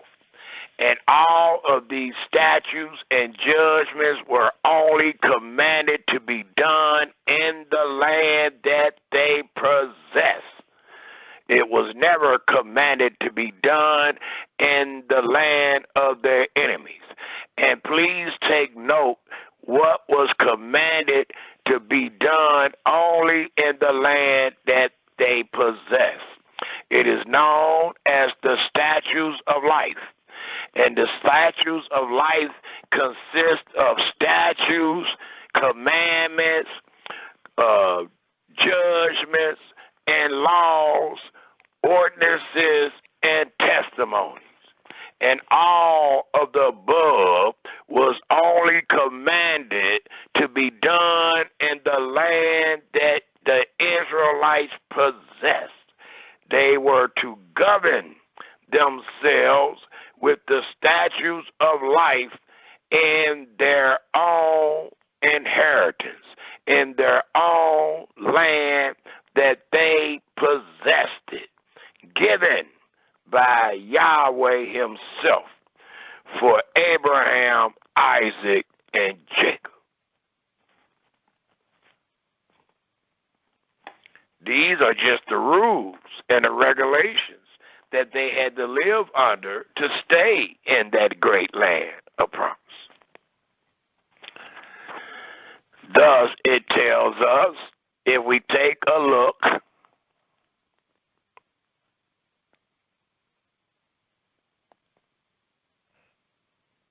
in the 5th chapter of Deuteronomy.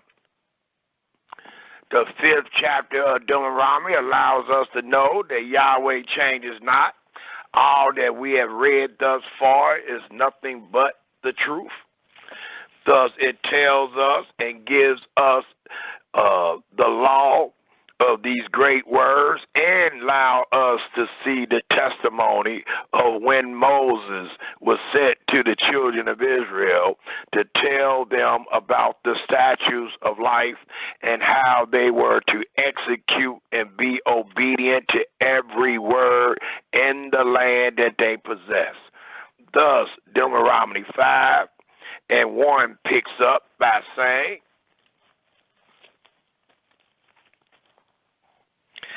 "And Moses called all Israel, and said unto them, Hear, O Israel, the statutes and judgments." Note, every place we go, how the statutes is connected with the judgments. And I need you to note this because we're going to show that the statutes and the judgments were only commanded to be done in the land that they possess. Well, today, we have many brothers and sisters agreeing with that today. They will readily tell you that you cannot execute the judgment of the Sabbath in the enemy's land, because if you do, you will wind up being killed or sent to jail forever. So they are readily admitting, yeah, you're right, brother. We can't keep the judgments, but we are to keep everything else. Well, I need you to pay attention and recognize that the statutes are connected with the judgments. So how can you teach us that you can do one here and not the other? Or how you can do the other not here, but you can do one here, like the statutes. And the reason I'm bringing this up is because we're going to find ourselves dealing with some statutes found in Leviticus, the 26th chapter. I'm trying to tie all this in. As I said, we kind of freestyling it today. But the words of our mouth and the meditation of our heart is going to be acceptable, where we can show all that Yahweh said and done. Thus, I need y'all to pay attention every time you see these statutes and judgments together, because we're going to reprove our brothers and sisters about what is being taught in Leviticus, the 26th chapter. They don't understand that there is a season for everything under the sun. And the Almighty was talking to a people that was free, and he gave them the statutes of life. And giving them the statutes of life, he also allowed them to know the judgments thereof. Well, we got people today saying that we are under some of those statutes, when we just read that all the statutes was to be done in the land that you possess. So please keep that in mind. It tells us again, Israel, in the first verse of Deuteronomy 5, "And Moses called all Israel, and said unto them, Hear, O Israel, the statutes and judgments, which I speak in your ears this day, that ye may learn them, and keep and do them. Yahweh our Elohim made a covenant with us in Horeb. Yahweh made not this covenant with our fathers, but with us, even us who are all of us here alive this day. Yahweh talked with you face to face in the mount, out of the midst of the fire.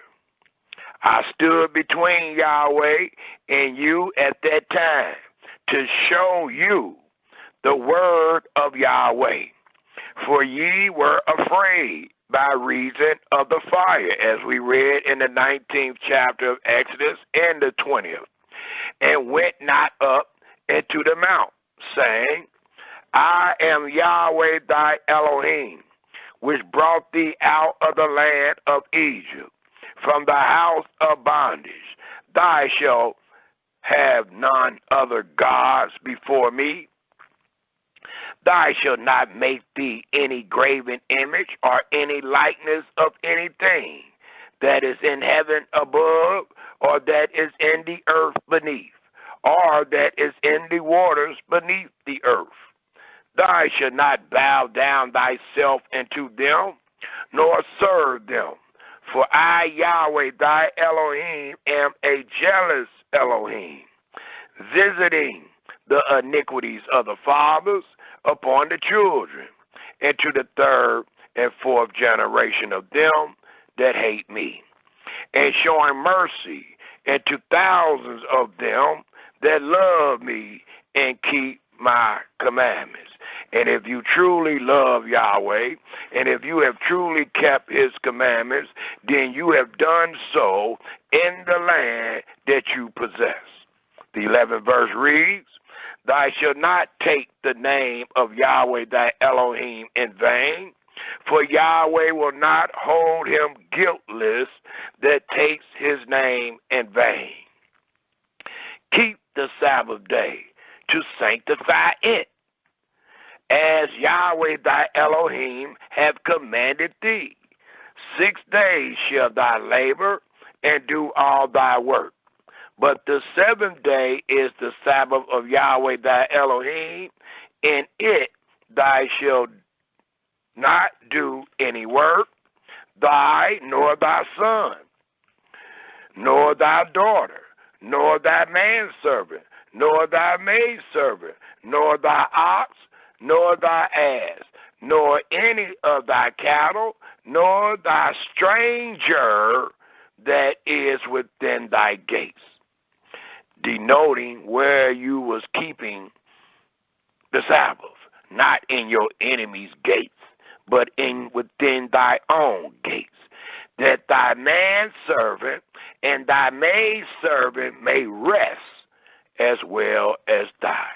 And then it tells us in the 15th verse, which I would love to expound on, for many of us have read this chapter and verse without understanding. It tells us that Moses was to command Israel, remember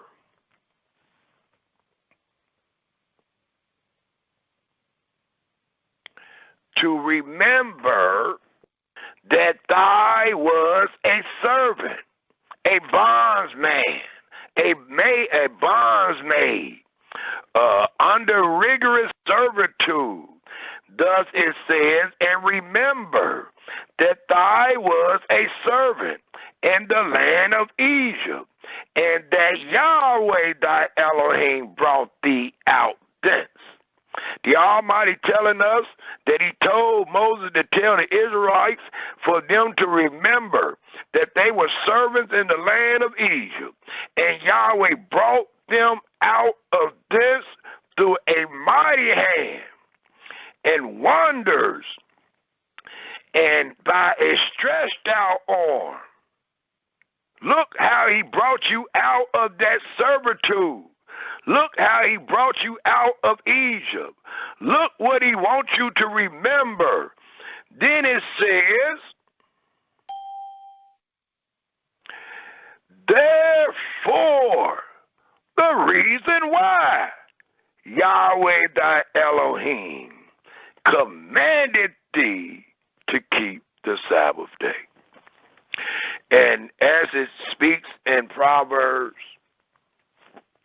I think it's the 9th chapter. We're still in Deuteronomy, but I want to go there to say it correctly. It tells us the fear of Yahweh is the beginning of wisdom, and the knowledge of the holy is understanding. Is there any holy people listening to us read today? If there is, we should truly understand what this 15th verse means. We should truly have the knowledge or the understanding of the holy. What your brother have tried to bring out of this 15th verse over and over again is the knowledge of the holy, the understanding of the holy. And the holy understood that there was no Sabbath being kept in Egypt. The holy understood how rigorous the servitude was.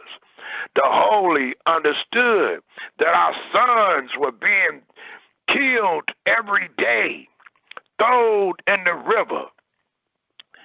And the holy would have the understanding to know that when Yahweh brought them out of the land of Egypt through a mighty hand and a stretched out arm, was the reason Yahweh thy Elohim commanded them to keep the Sabbath day. For they were no longer under servitude. They were no longer being afflicted. They were no longer Pharaoh's servants, but they became Yahweh's servants, as it reads in Leviticus, the 25th chapter, ye are my servants. Therefore he commanded them to keep the Sabbath in the land of promise, and not just commanded them to keep the Sabbath in the land of promise, but commanded them to make sure they allowed the land to keep the Sabbath. Because now they are Yahweh's servants. And Yahweh is the one that made the Sabbath in the beginning, and Yahweh is the one that made the Sabbath known unto them in the wilderness. It tells us also in the 16th verse, honor thy father and thy mother, as Yahweh thy Elohim command thee, that thy days may be prolonged, and that it may go well with thee. Where? In captivity? Wherever you at. Or it just make perfect sense to honor your father and your mother wherever you at. And Yahweh going to do what he said wherever you at. And that is a lie. Thus the 16th verse read, honor thy father and thy mother, as Yahweh thy Elohim hath commanded thee, that thy days may be prolonged, and that it may go well with thee in the land which Yahweh thy Elohim give thee. There is no righteousness outside of Yahweh. The 17th verse reads, thou shalt not murder, neither shall thou commit adultery, neither shall thou steal, neither shall thou bear false witness against thy neighbor, neither shall thou desire thy neighbor's wife, neither shall thou covet thy neighbor's house, his field, or his manservant, or his maidservant, his ox, or his ass, or anything that is thy neighbor's. These words Yahweh speak into all your assembly in the mount, out of the midst of the fire, of the cloud, of the thick darkness, with a great voice. And note, Israel, he added no more, nor can you. And he wrote them into tables of stone, and delivered them into me. And it came to pass, when ye heard the voice out of the midst of darkness, for the mountain did burn with fire, that ye came near unto me, even all the heads of your tribes and your elders. And ye said, behold, Yahweh our Elohim hath showed us his glory and his greatness, and we have heard his voice out of the midst of the fire. We have seen this day that Yahweh does talk with man, and he lives. Now therefore, why should we die? For this great fire will consume us if we hear the voice of Yahweh our Elohim anymore, then we shall die. For who is there of all flesh that have heard the voice of the living Elohim speaking out of the midst of the fire as we have and lived? Go thy near and hear all that Yahweh our Elohim shall say, and speak thy unto us all that Yahweh our Elohim shall speak unto thee, and we will hear it and do it. We're not going to add, nor are we going to diminish. It tells us in the 28th verse, and Yahweh heard the voice of your words when you speak unto me. And Yahweh said unto me, I have heard the voice of the words of this people, which they have spoken unto thee. They have well said when they said they will do all. It says, they have well said all that they have spoken. Oh, that there was such an heart in them, that they would fear me and keep all my commandments always, that it might be well with them and with their children forever. And it would have been, as long as they kept all in the land that they possessed, all would have been well. It says, go say to them, get you into your tents again. Note how Deuteronomy 5 testifies all of the words of the statutes of life being given to the Israelites. For it says, but as for thee, stand thou here by me, and I will speak unto thee all the commandments and the statutes and the judgments, which thou shalt teach them, that they may do them wherever they are. Absolutely not. In the land which I give them to possess it. Ye shall observe to do therefore as Yahweh your Elohim hath commanded you. Ye shall not turn aside to the right hand or to the left. Ye shall walk in all the ways which Yahweh your Elohim hath commanded you, which denotes the statutes of life. And when you are under the statutes of life, you shall live therein. It says, ye shall walk in all the ways which Yahweh your Elohim hath commanded you, that ye may live, and that it may be well with you, and that ye may prolong your days wherever you are at. Maybe just in captivity, it reads, that ye may prolong your days in the land which ye shall possess, as was agreed upon in Exodus, the 24th chapter, the 3rd verse.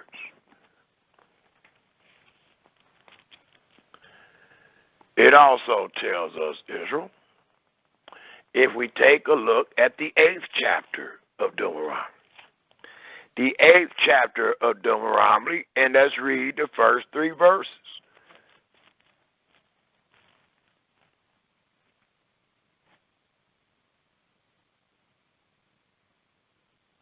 And it reads, all, A-L-L, all the commandments which I command thee this day shall ye observe to do, that ye may live and multiply and go in and possess the land which Yahweh sware unto your fathers.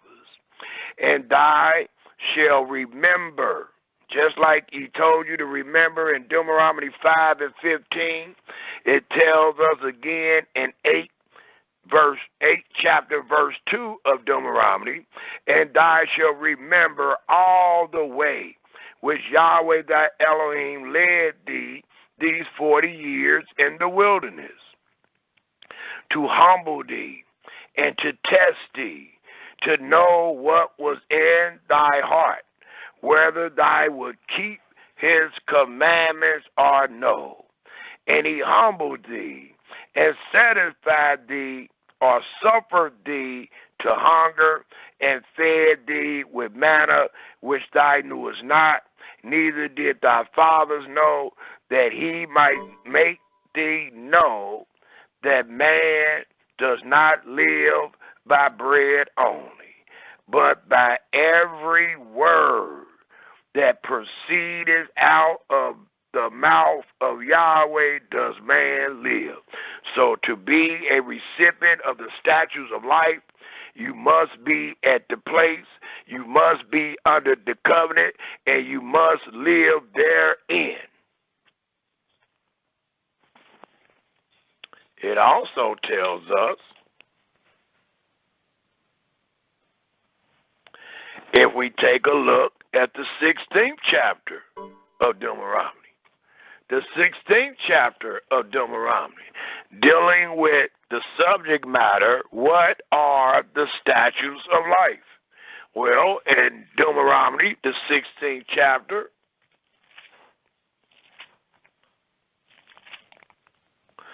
there are statutes given dealing with the 3 annual feast days, but I would like to pick up at the 18th verse,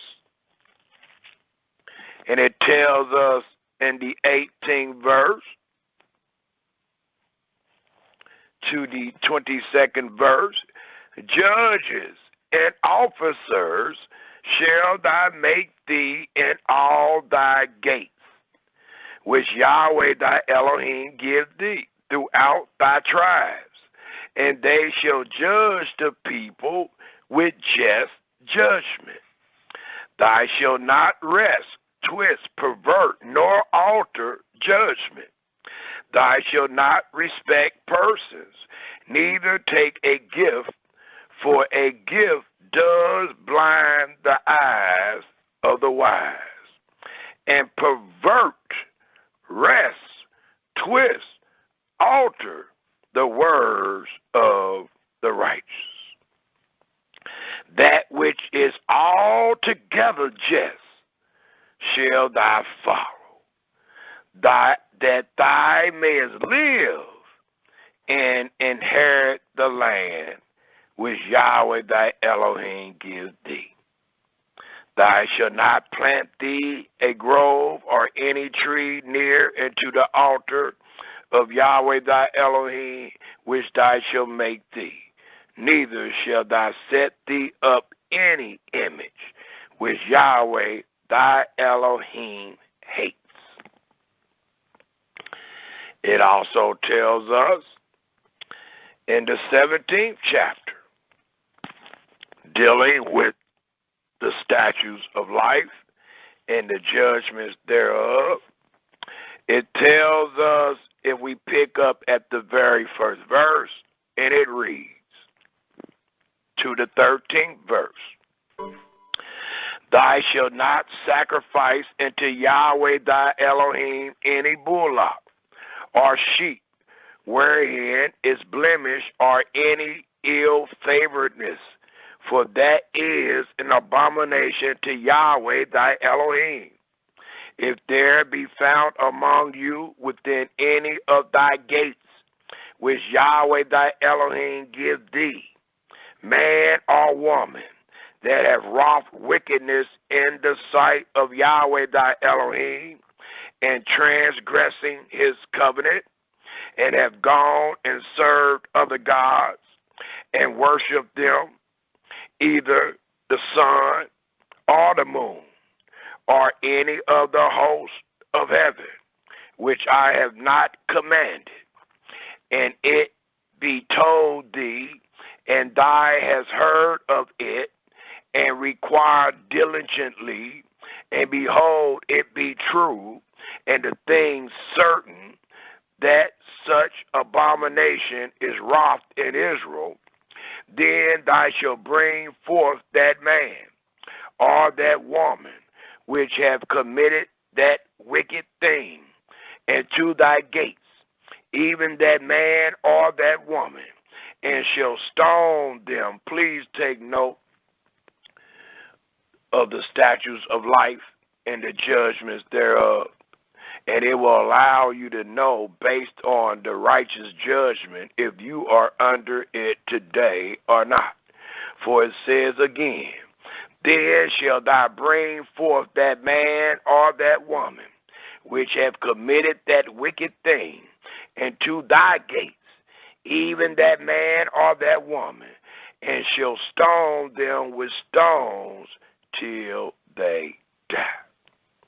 At the mouth of 2 witnesses or 3 witnesses shall he that is worthy of death be put to death. Because you got to judge righteously. Just like we said about and brought up in the beginning, dealing with the judge that was head of the family, which was Yehuda, and the scenario with the sister Tamar.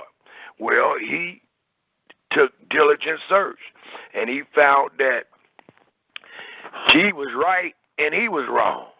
So again, it tells us in the 6th verse, at the mouth of 2 witnesses or 3 witnesses shall he that is worthy of death be put to death. But at the mouth of 1 witness he shall not be put to death. The hands of the witnesses shall be first upon him, to put him to death, and afterwards the hand of all the people. So thou shalt put the evil away from among you. And please take note who did the judging.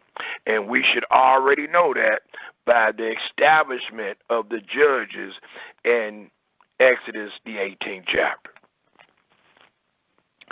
The 8th verse reads, if there arise a matter too hard for thee in judgment, dealing with the statutes of life, dealing with the covenant of the law, it reads, if there arise a matter too hard for thee in judgment, between blood and blood, between plead and plead, between stroke and stroke, being matters of controversy within thy gates, then shalt thou rise and get thee up into the place which Yahweh thy Elohim shall choose. And we should ask ourselves why. When Moses said that he had already placed the judges over the people, so why can't the people judge this controversy? Because it told us if the judgment be between blood and blood, between plead and plead, between stroke and stroke. So this is a matter of controversy too hard for them. So they were to bring it to Moses. Well, in this day, Moses wouldn't be alive, because what we're going to find out is that there's going to be a place where Yahweh will place his name. And there you will bring the matters that would have been too hard for the judges that was over thousands, and for the judges that was over hundreds, and for the judges that was over 50s, and for the judges that was over 10s. Those matters was to be brought into Moses. Well, this office that we're about to speak about will represent Moses. Thus it reads in the 9th verse. Excuse me, let me finish reading the 8th verse. Then shalt thou arise and get thee up into the place which Yahweh thy Elohim shall choose, and thou shalt come into the priests, the Levites, and into the judge that shall be in those days, and inquire, and they shall show thee the sentence of the judgment, the righteous sentence of the judgment. And thou shalt do according to the sentence which they of that place which Yahweh shall choose shall show thee. and thou shalt observe to do according to all that they inform thee, according to the sentence of the law, which they shall teach thee, and according to the judgment which they shall tell thee.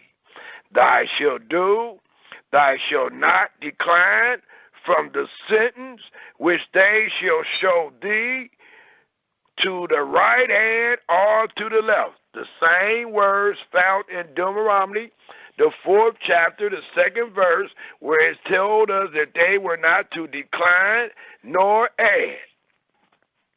It continued to tell us in the 12th verse, and the man that will do presumptuously and will not hearken unto the priest that stand to minister there before Yahweh, thy Elohim, or into the judge, even that man shall die, and thou shalt put away the evil from Israel. And all the people shall hear and fear, and do no more presumptuously.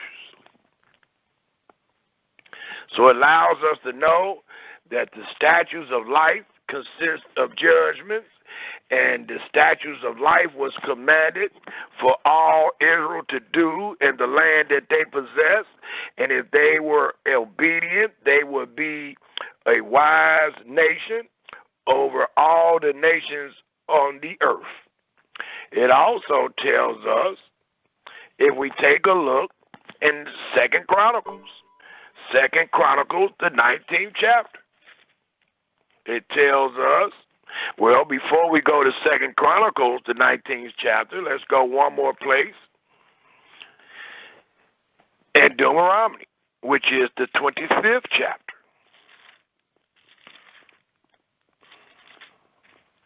And we see these same words throughout the Holy Scripture because they denote the statutes of life that Yahweh gave Israel to be successful in the land of promise.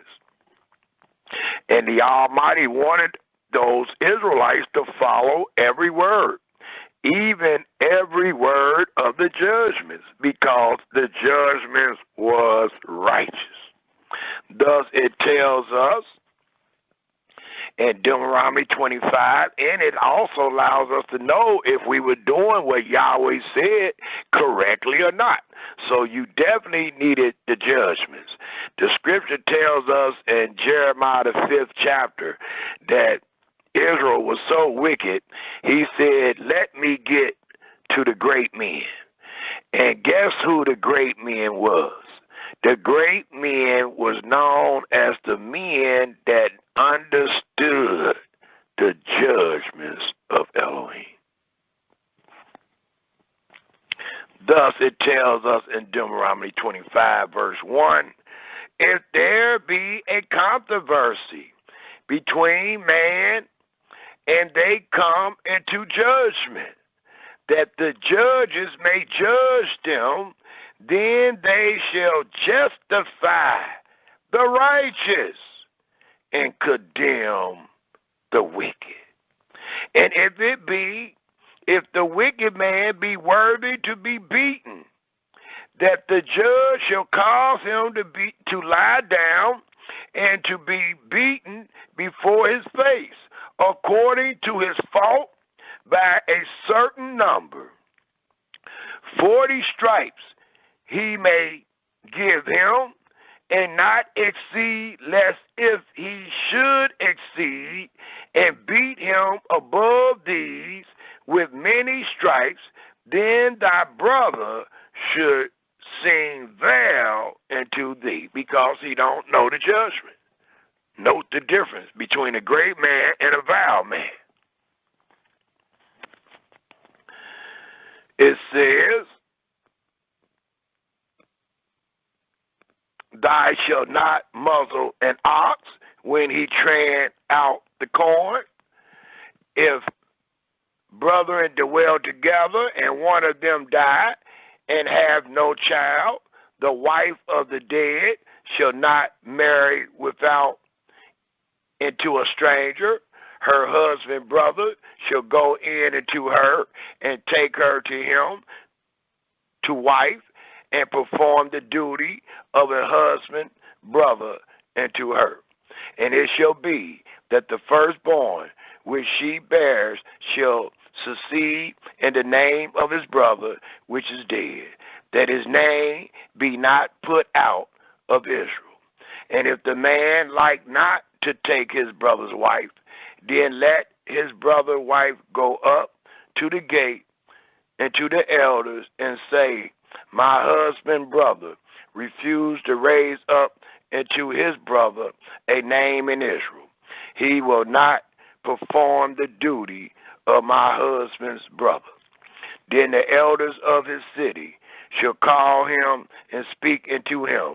And if he stand to it and say, I like not to take her, then shall his brother's wife come into him in the presence of the elders, and loose his shoe from off his foot, and spit in his face, and shall answer and say, so shall it be done unto that man that will not build up his brother's house. And his name shall be called in Israel, the house of him that has his shoe loose. When men strive together one with another, and the wife of the one draw near for to deliver her husband out of the hand of him that smite him, and put forth her hand and touch him by the secrets, then thou shalt cut off her hand. Thy eyes shall not pity her. Thou shalt not have in thy bag diverse weights, a great and a small. Thou shalt not have in thy house diverse measures, a great and a small. But thou shalt have a perfect and just weight, a perfect and just measure shall thou have, that thy days may be lengthened in the land which Yahweh thy Elohim give thee. For all that do such things, all that do unrighteously, are an abomination to Yahweh thy Elohim. So the Almighty is allowing us to know that he told Israel all of the statutes of life, and if they obeyed all the statutes of life, it would have kept them from being an abomination to Yahweh. They would only been right. They would have been, as we read in the 4th chapter, when the other nations seen them doing righteously, they would have been called and talked about, whoa, wow, what a wise and understanding people is this, that have Elohim so nigh into them and all that they call upon him for. Thus, it tells us in 2nd Chronicles, the 19th chapter, if we turn there, please.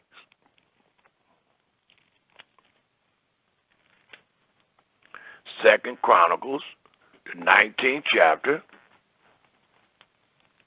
and it tells us in 2nd Chronicles, the 19th chapter, if we pick up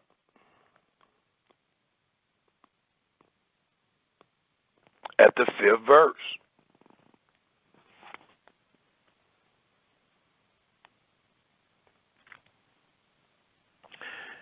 And it reads, I'll start at the 4th. And Jehoshaphat dwelt at Jerusalem, and he went out again through the people from Beersheba to Mount Ephraim, and brought them back into Yahweh Elohim of their fathers.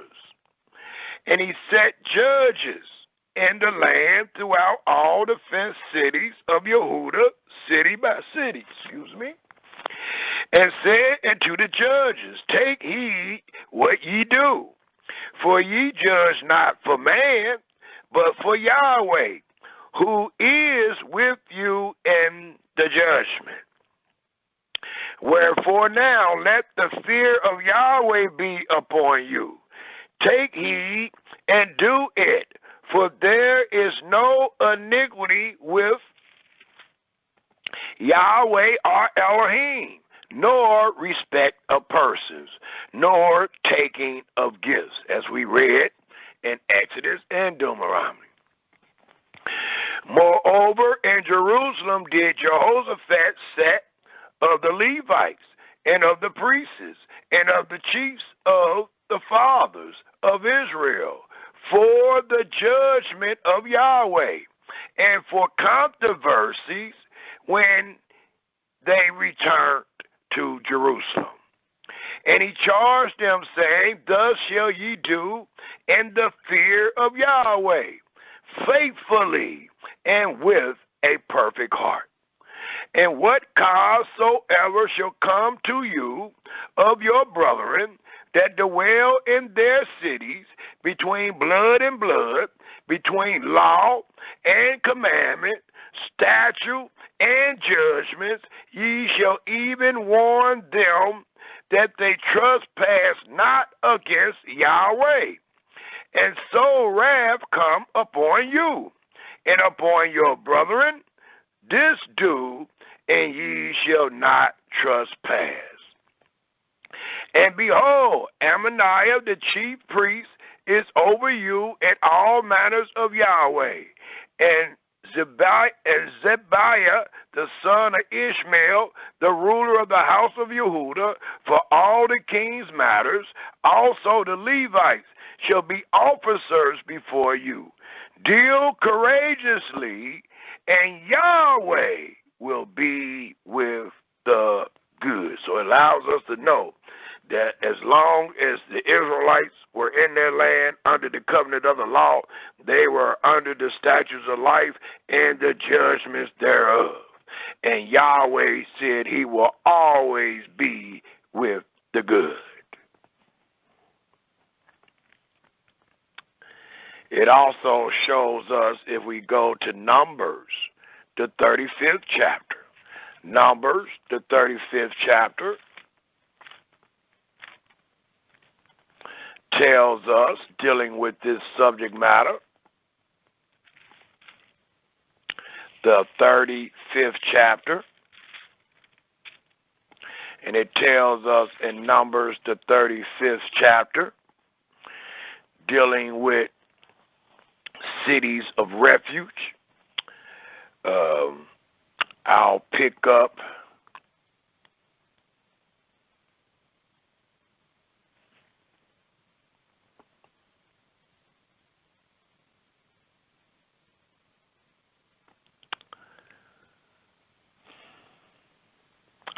at the 9th verse. Please read it all in your spare time. I see several chapter and verses I still need to give, so due to time restraint, I'll pick up at the 9th verse of the 35th chapter of Numbers. And it reads, dealing with the cities of refuge. And Yahweh spake unto Moses, saying, speak unto the children of Israel, and say unto them, when ye be come over Jordan into the land of Canaan. And why do you think the 10th verse reads in this wise? Because the statutes of life was to be governed, or you was to use the statutes of life to govern yourself in the land of promise. Thus, there is no city of refuge today. But if you were under the covenant of the law, it would be, because the Almighty commanded Israel to do all. And here we are still reading all that Yahweh has said. Well, here go a proof. Here is another way that we can make a distinction between the holy and the unholy, between the right and the wrong. Because we see if we were right, we would have a city of refuge. in our land if we were truly under the law. As we just showed, dealing with Deuteronomy the 17th chapter and 2nd Chronicles the 19th chapter, if we were truly under the law, we would have judges for all matters of controversy. We wouldn't have to go back and forth on social media about going to Washington or about keeping the Sabbath or about the judgments, because we will have the place to get the correct answer. But as we read, it allows us to know that we are truly making a distinction between the right and the wrong. And so far, what we say we do today here in America is wrong.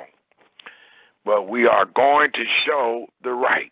Thus it says in the 10th verse of the 35th chapter of Numbers, "Speak unto the children of Israel, and say unto them, when ye become over Jordan into the land of Canaan, then, for there is a season for everything under the sun, then ye shall appoint you cities to be cities of refuge for you, that the slayer may flee tighter, which kills any person at unawares. And they shall be into you cities for refuge from the avenger, that the manslayer die not, until he stand," please take note, "before the congregation in judgment. And of these cities which ye shall give, 6 cities shall ye have for refuge. Ye shall give 3 cities on this side Jordan, and 3 cities shall ye give in the land of Canaan, which shall be cities of refuge. 6 cities shall be a refuge, both for the children of Israel and for the stranger and for the sojourner among them, that every one that killeth any person unawares may flee tighter. And if he smite him with an instrument of iron, so that he die, he is a murderer. The murderer shall surely be put to death. And if he smite him with throwing a stone, wherewith he may die, and he die, he is a murderer. The murderer, because he killed the innocent, and an innocent person died. The murderer shall surely be put to death. Or if he smite him with an hand weapon of wood, wherewith he may die, and he die, he is a murderer. The murderer shall surely be put to death. The revenger of blood himself shall slay the murderer. When he meets him, he shall slay him. But if he thrust him of hatred, or hurtle at him by lying and waiting, or lying await that he die, or in enmity smite him with his hand that he die, he that smote him shall surely be put to death. For he is a murderer. The avenger of blood shall slay the murderer when he meets him. But if he thrust him suddenly without intimacy, or have cast upon him anything without lying in wait, or with any stone wherewith a man may die, seeing him not, and cast it upon him that he died, and was not his enemy, neither sought his harm, then the congregation shall judge between the slayer and the revenger of blood according to these judgments. And the congregation shall deliver the slayer out of the hand of the revenger of blood, and the congregation shall restore him to the city of his refuge, whether he was fleet, and he shall abide in it until the death of the high priest, which was anointed with the holy oil. But if the slayer shall at any time come without the borders of the city of his refuge, whether he was fleet, and the avenger of blood finds him without the border of the city of his refuge, and the revenger of blood kill the slayer, he shall not be guilty of blood, because he should have remained in the city of his refuge until the death of the high priest. But after the death of the high priest, the slayer shall return into the land of his possession. So these things shall be for a statute, please take note, of judgment unto you throughout your generations and all your dwellings. Well, many of us don't know what all your dwellings mean. According to Leviticus, the 23rd chapter, they teach that dwellings is wherever you are. Well, if that's true, then there better be 6 cities of refuge, 3 on the side of Jordan and 3 in the land of Canaan, or at least 3 wherever you at, and 3 across the river from where you at. Other than that, you lack the knowledge and understanding of the holy. Thus it tells us, Israel,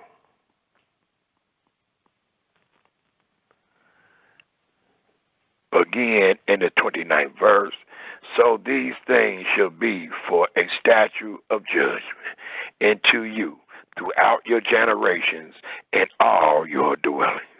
Whoso kill any person, the murderer shall be put to death by the mouth of witnesses, but one witness shall not testify against any person to cause him to die. And we see these things happening in America every day. Moreover, ye shall take no satisfaction for the life of a murderer, which is guilty of death, but he shall be surely put to death. And ye shall take no satisfaction for him that is fled to the city of his refuge, that he should come again to dwell in the land until the death of the priest. So ye shall not pollute the land wherein ye are, for blood it defiles the land, and the land cannot be cleansed of the blood that is shed therein, but by the blood of him that shed it. The last verse tells us, defile not, therefore, the land which ye shall inhabit, wherein I dwell, for I, Yahweh, dwell among the children of Israel. It also tells us another form of judgment being executed by the congregation. It tells us in Exodus, the 31st chapter, the 13th to the 16th verse, about the Sabbath day being sanctified, and it also speaks about he that defile the Sabbath should die. That is the judgment, the righteous judgment for he that defiled the Sabbath day. And we are using that statute and that judgment to make a distinction between the holy and the profane, between the right and the wrong. And if you were right about Israel being under the Sabbath today, you must also be right that the statutes and the judgment apply today. For it tells us in the book of Numbers, again, as we find ourselves in the 15th chapter. Let's turn to the 15th chapter of Numbers, and let's see the judgment. Let's see the judgment and what does it mean according to Exodus 31, the 13th to the 16th verse, he that defiled the Sabbath day should die. And let's find out and make sure it's righteous. Let's make sure we ain't leaning on our own understanding. Let's make sure that it tells us that Israel was the judge and that they were supposed to execute judgment, or do it allow us to know, as our brothers and sisters teach today, that Yahweh is going to do the judgment. For it tells us in Numbers, the 15th chapter, if we pick up at the 32nd verse, and let's read to the 36th verse. And it reads, giving us a great testimony of he that break the Sabbath day, he that defile the Sabbath day shall die. Thus the 32nd verse of the 15th chapter of Numbers reads, and while the children of Israel were in the wilderness, they found a man that gathered sticks on the Sabbath day. And they that found him gathering sticks brought him into Moses and Aaron and into all the congregation. And they put him in work because it was not declared what should be done to him. And Yahweh said unto Moses, the man shall be surely put to death. Leave him alone. I will get him. That is not written, but that is what's being taught. But we today are making a distinction between the right and the wrong. Thus, we must declare that Yahweh said, and Yahweh said, according to the 35th verse, and Yahweh said unto Moses, the man shall be surely put to death. All the congregation shall stone him. It don't say Yahweh going to stone him. It says all the congregation shall stone him with stones without the camp. And it tells you exactly where to kill him. Not in the camp, outside the camp. And all the congregation brought him without the camp and stoned him with stones, and he died. As your brother stated, absolutely not. It reads, as Yahweh commanded Moses, the righteous judgments. There is no other way of being righteous than what Yahweh has said and commanded.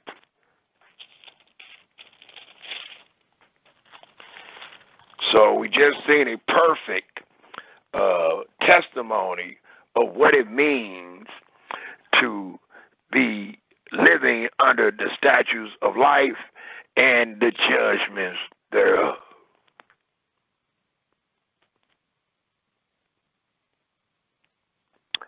It also tells us, if we turn our books to Isaiah, the first chapter. And it tells us by the volume of the book, from the law to the prophets, it tells us in Isaiah, the first chapter, we all turn there, please. And if we pick up at Isaiah, the first chapter, let's pick up at the second verse. And it reads, hear, O heavens, and we're going to deal with these statutes of life and show what it brings if we obey if our fathers obeyed, if the Israelites would have obeyed, and what it brings when they did not obey the statutes of life, nor executed the judgments thereof. It says, hear, O heaven, and give ear, O earth. For Yahweh has spoken. I have nourished and brought up children. Note what it's just said. And what children did Yahweh nourish? How did he nourish them? Does it not say in Deuteronomy the 8th chapter, man should not live by bread alone, but by every word that proceedeth out of the mouth of Yahweh shall man live? So he nourished them not just by bread alone, but by every word that we have spoken of. It says, I have nourished them, I have nourished and brought up children, and they have rebelled against me. They went against the word. How do they rebel? By not eating the bread? No, by not eating every word. So Almighty telling Isaiah about this sinful nation and how he nourished them and brought them up, and they have rebelled against him. It says the ox, no, his owner. Well, I guess the children of Israel ain't ox, because they truly don't know their owner. It says the ox know their owner, and the ass his master crib. But Israel does not know. My people does not consider the statutes of life and the judgments thereof. It says, O sinful nation, a people laden with iniquity, a seed of evildoers, children that are corrupters. They have forsaken Yahweh. They have provoked the Holy One of Israel into anger.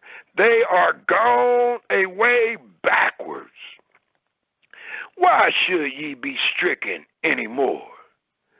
Ye will revolt more and more. The whole head is sick, and the whole heart faints. From the sole of the foot even to the head, there is no soundness in it, but wounds and bruises and purifying sores. They have not been closed, neither bound up, neither modified with ointment. Your country is desolate. Your cities are burnt with fire. Your land, strangers devour it in your presence. It is desolate, as overthrown by strangers. And the daughter of Zion is left as a cottage and a vineyard, as a lodge and a garden of cucumbers, as a besieged city. Except Yahweh of hosts had left unto us a very small remnant, we should have been as Sodom, and we should have been like unto Gomorrah. Hear the word of Yahweh, ye rulers of Sodom. Give ear to the law of your Elohim, ye people of Gomorrah. To what purpose is the multitude of your sacrifices? And to me, said Yahweh, I am full of the burnt offerings of rams and the fat of fed beasts, and I delight not in the blood of bullocks or of lambs or of he-goats. When you come to appear before me, who have required this at your hands to trim my courts? Bring no more vain oblation. Incense is an abomination unto me. The new moons and Sabbaths, the calling of assemblies, I cannot away with. It is iniquity, even the solemn meeting. Your new moons and your appointed feasts, my soul hate. They are a trouble unto me. I am weary to bear them. And when ye spread forth your hands, I will hide my eyes from you. Yea, when you make many prayers, I will not hear. Your hands are full of blood. Wash you, make you clean. Put away the evil of your doings from before my eyes. Cease to do evil. Learn to do well. Speak judgment. Relieve, or it says, seek judgment. Relieve the oppressed. Judge the fatherless. Plead for the widow. Come now and let us reason together about these statutes of life and the judgments thereof, said Yahweh. Though your sins be as scarlet, they shall be as white as snow. Though they be red like crimson, they shall be as wool, meaning clean. If ye be willing and obedient to the statutes of life and the judgments thereof, ye shall eat the good of the land. But if ye refuse to live therein, and rebel, ye shall be devoured with the sword, for the mouth of Yahweh has spoken it. It also tells us, allowing us to know how easily the judgment and the statutes of life can be corrupt. It tells us in Micah, let's turn to Micah, the 3rd chapter. Micah, the 3rd chapter.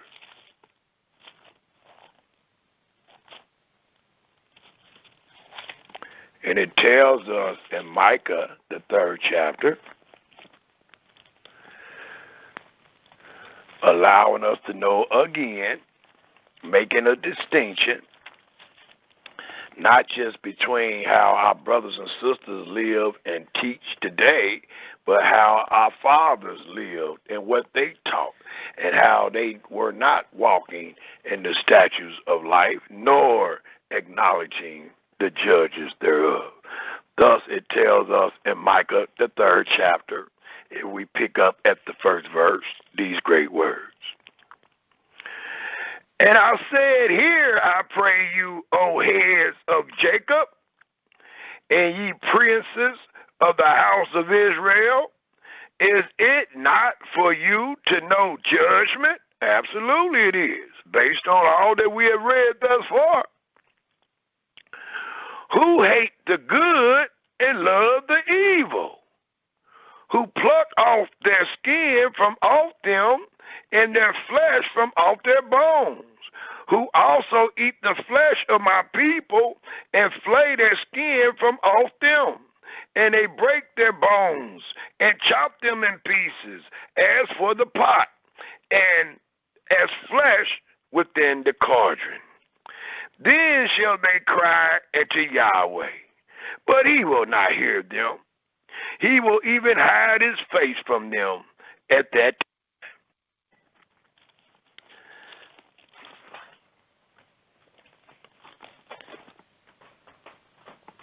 It tells us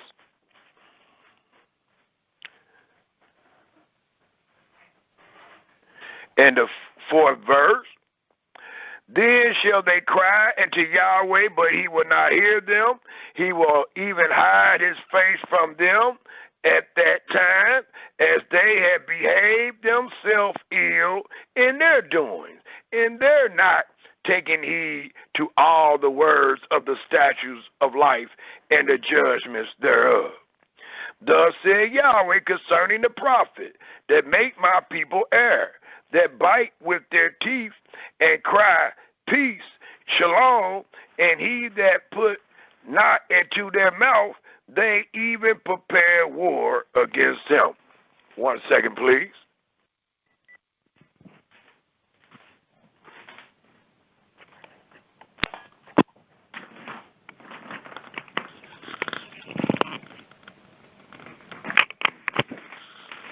All right. It tells us, I had to switch phones, it tells us, in the 6th verse, therefore night shall be unto you, that ye shall not have a vision, and it shall be dark unto you, that ye shall not divine. And the sun shall go down over the prophets, and the day shall be dark over them. Then shall the seers be ashamed, and the diviners confounded. Yea, they shall all cover their lips, for there is no answer of Elohim, because they do not find themselves under the statutes of life. Instead, they have perverted them. But truly, I am full of power by the Spirit of Yahweh, and of judgment, and of might, to declare unto Jacob his transgression, and to Israel his sin. Hear this, I pray you, ye heads of the house of Jacob, and princes of the house of Israel, that abhor judgment and pervert all equity. They build up Zion with blood, and Jerusalem with iniquity. The heads thereof judge for reward, and the priests thereof teach for hire, and the prophets thereof divine for money. Yet will they lean upon Yahweh and say, is not Yahweh among us? The answer is no today. None evil can come upon us. Therefore shall Zion for your sake be plowed as a field, and Jerusalem shall become heaps, and the mountain of the house as the high places of the forest. It also allows us to know, according to Micah, the 7th chapter. If we turn here, please. And it tells us in Micah, the 7th chapter. If we pick up at the 1st verse,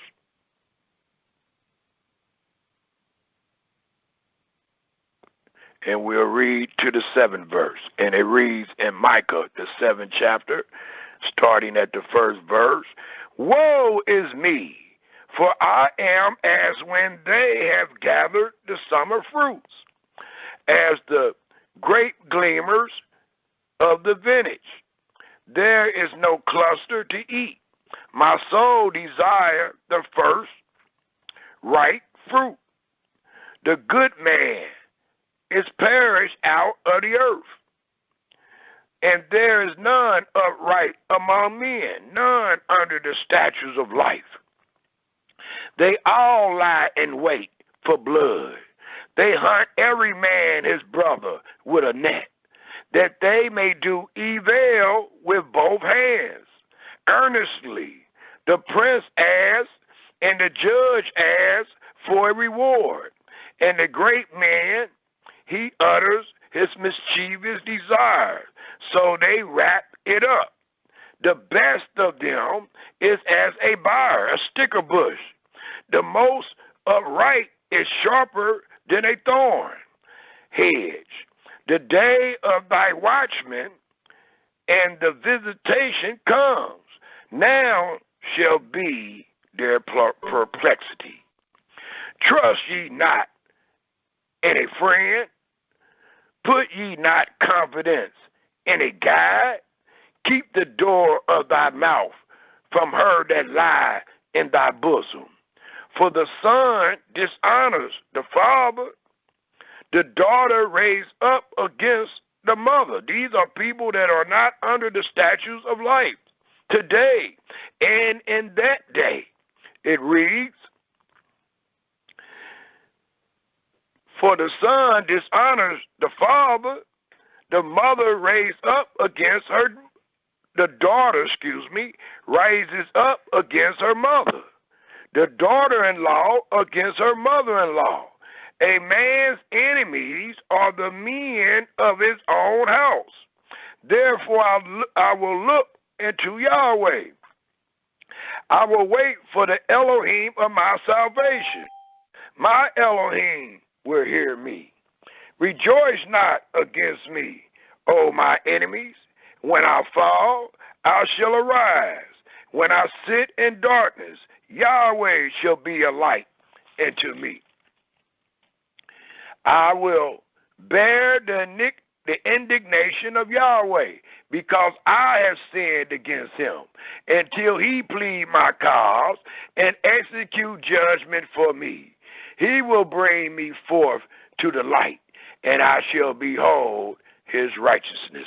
And that righteousness is the statutes of life and the judgments thereof. Then she that is my enemy shall see it, and shame shall cover her, which said unto me, where is Yahweh thy Elohim? My eyes shall behold her. Now shall she be trodden down as the merit of the streets. In the day that thy walls are to be built, in that day shall the decree be far removed. In that day also he shall come even to thee from Assyria, and from the fortified cities, and from the fortress even to the river, and from sea to sea, and from mountain to mountain. Notwithstanding, the land shall be desolate, because of them that dwell therein, that did not live under the statutes of life, because of them that dwell therein, for the fruit of their doings. Then it tells us, well, I would love to throw this in, it says, feed thy people with thy rod, the flock of thy heritage, which dwell solitarily in the wood, in the midst of Carmel. Let them feed in Bashan and Gilead, as in the days of old, according to the days of thy coming out of the land of Egypt, where you was given the statutes of life. Will I show unto him marvelous things. The nations shall see and be confounded at all their might.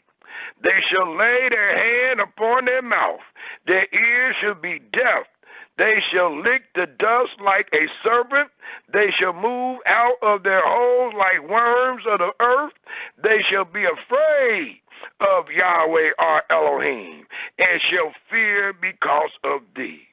Who is a Elohim like unto thee, that pardon iniquities, and pass by the transgression of the remnant of his heritage? He retains not his anger forever, because he delights in mercy. He will turn again. He will have compassion upon us. He will subdue our iniquities, and thy will cast all their sins into the depths of the sea. Thy will perform the truth to Jacob, and the mercy to Abraham, which thou hast sworn unto our fathers from the days of old. And that truth is that Israel will possess the land of Canaan. And Yahweh gave them the statutes of life to govern themselves therein.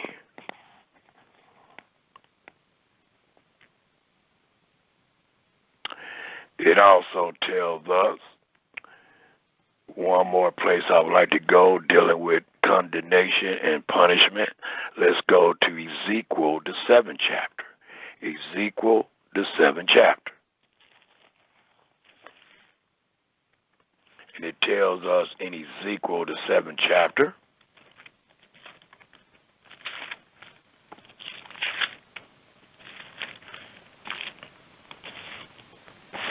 if we pick up at the 3rd verse,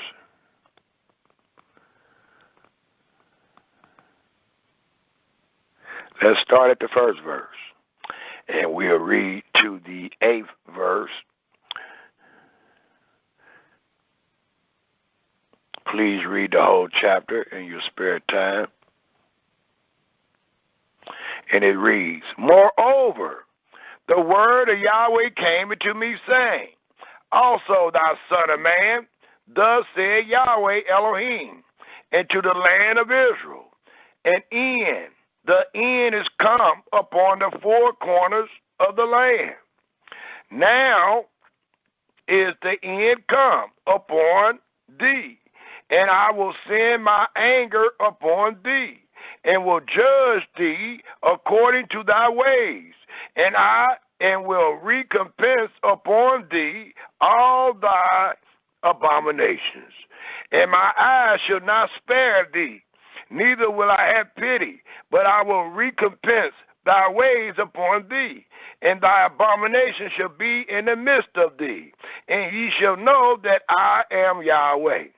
Thus said Yahweh Elohim, and evil, and only evil, behold, is come. An end is come. The end is come. It watches for thee. Behold, it is come. The morning is come into thee, O thou that dwellest in the land. The time is come. The day of trouble is near, and not the sounding again of the mountains. Now will I surely pour out my fury upon thee, and accomplish my anger upon thee. And I will judge thee according to thy ways, and will recompense thee for all thy abominations. And my eyes shall not spare, neither will I have pity. I will recompense thee according to thy ways, and thy abominations that are in the midst of thee. And ye shall know that I am Yahweh that smiteth. Behold the day, behold it is come. The morning is gone forth, the rod hath bosom, pride hath button, violence is risen up into a rod and of wickedness, none of them shall remain, nor of their multitude, nor of any of theirs, neither shall there be dwelling for them. The time is come, the day draw near.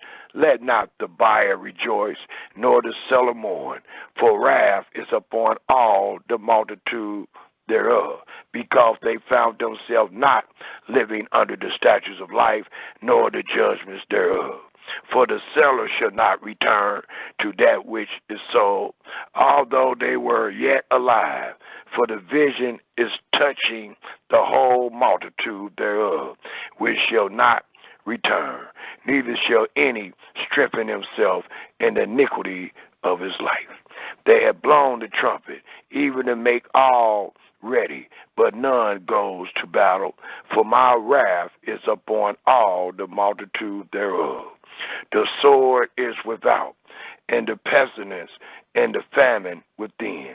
He that is in the field shall die with the sword, and he that is in the city, famine and pestilence shall devour him.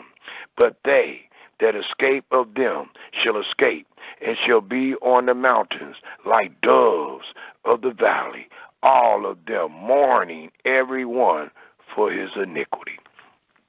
All hands shall be feeble, and all knees shall be weak as water. They shall also gird themselves with sackcloth, and horror shall cover them, and shame shall be upon all faces, and baldness upon all their heads. They shall cast their silver in the streets, and their gold shall be removed. Their silver and their gold shall not be able to deliver them in the day of the wrath of Yahweh. They shall not satisfy their souls, neither fill their bowels, because it is the stumbling block of their iniquity. As for the beauty of his ornaments, he set it in majesty, but they made the image of their abomination and of their detestable things therein. Therefore have I set it far from them, and I will give it into the hands of the strangers for a prey, and to the wicked of the earth for a spoil, and they shall pollute it. My face will I turn also from them, and they shall pollute my secret place. For the robbers shall enter into it and defile it, because they forsook the statutes of life and the judgments thereof. Make a chain, for the land is full of blood, is full of bloody crimes, and the city is full of violence. Wherefore I will bring the worst of the heathen, and they shall possess their houses. I will also make the pomp of the strong to cease, and their holy places shall be defiled. Destruction comes, and they shall seek peace, and there shall be none. Mischief shall come upon mischief. Rumor shall be upon rumor. Then shall they seek a vision of the prophet, but the law shall perish from the priest, and counsel from the ancient. The king shall mourn, and the prince shall be clothed with desolation, and the hands of the people of the land shall be troubled. I will do unto them after their way, and concerning to their, and according to their deserts will I judge them, and they shall know that I am Yahweh, that judged them, because they forsook the statutes of life and the judgments thereof.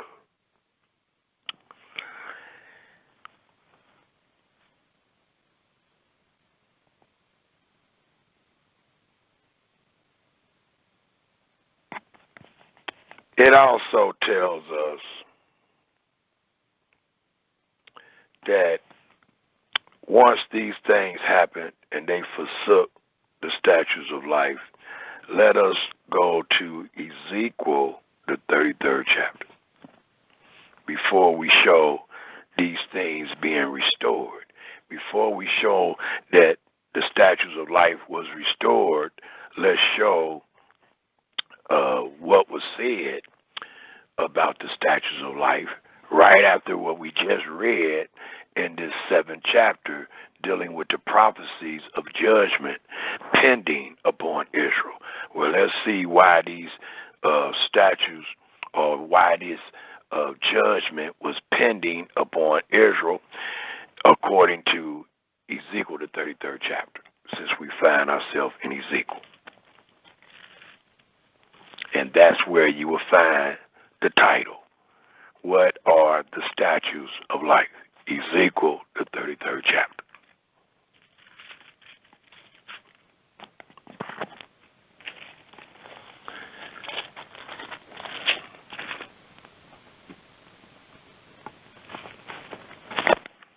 And we will start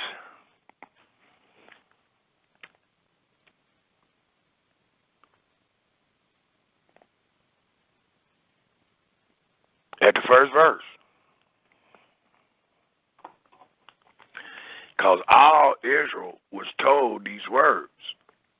And we found in the wilderness that the Israelites was commanded to teach their children.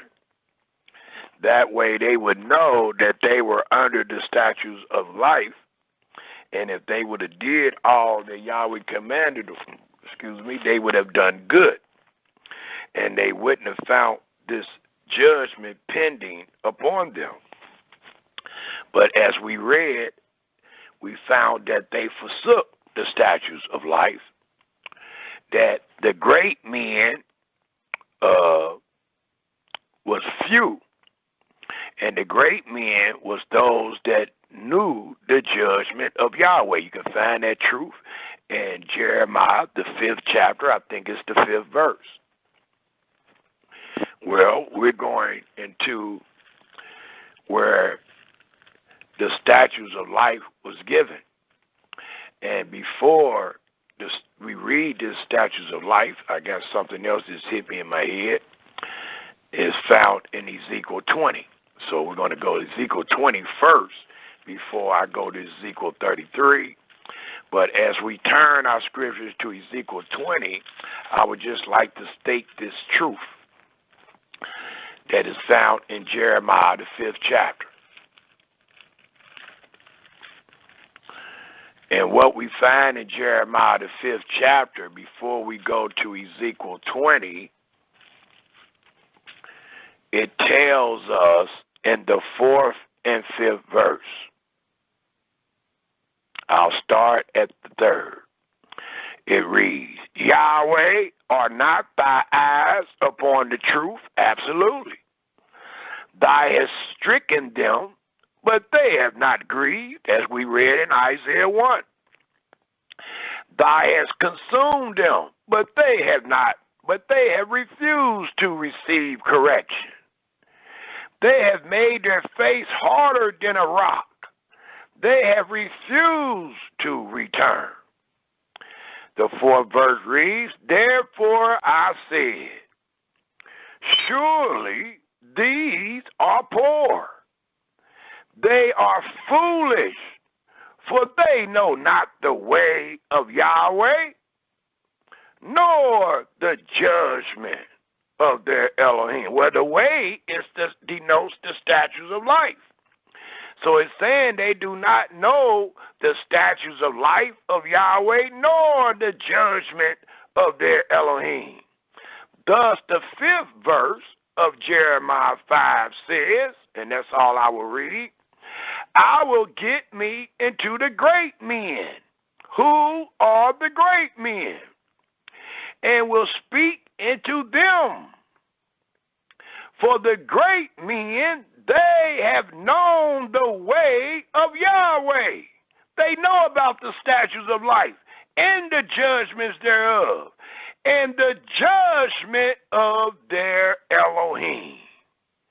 But these have altogether broken the yoke and burst the bonds. So they didn't understand the judgment like many of you don't understand today. And you want to break the yoke. You want to burst the bond because you don't understand the statutes of life nor the judgments thereof. So you think you're under the statutes of life today. And you even think you might be under the judgments thereof. You just don't understand them. Thus, the Almighty consider you as poor. The poorest sort of the holy people with understanding. You have none. Thus, it tells us in Ezekiel, the 20th chapter. And it tells us something very important in Ezekiel, the 20th chapter. And I would like to pick up and state this truth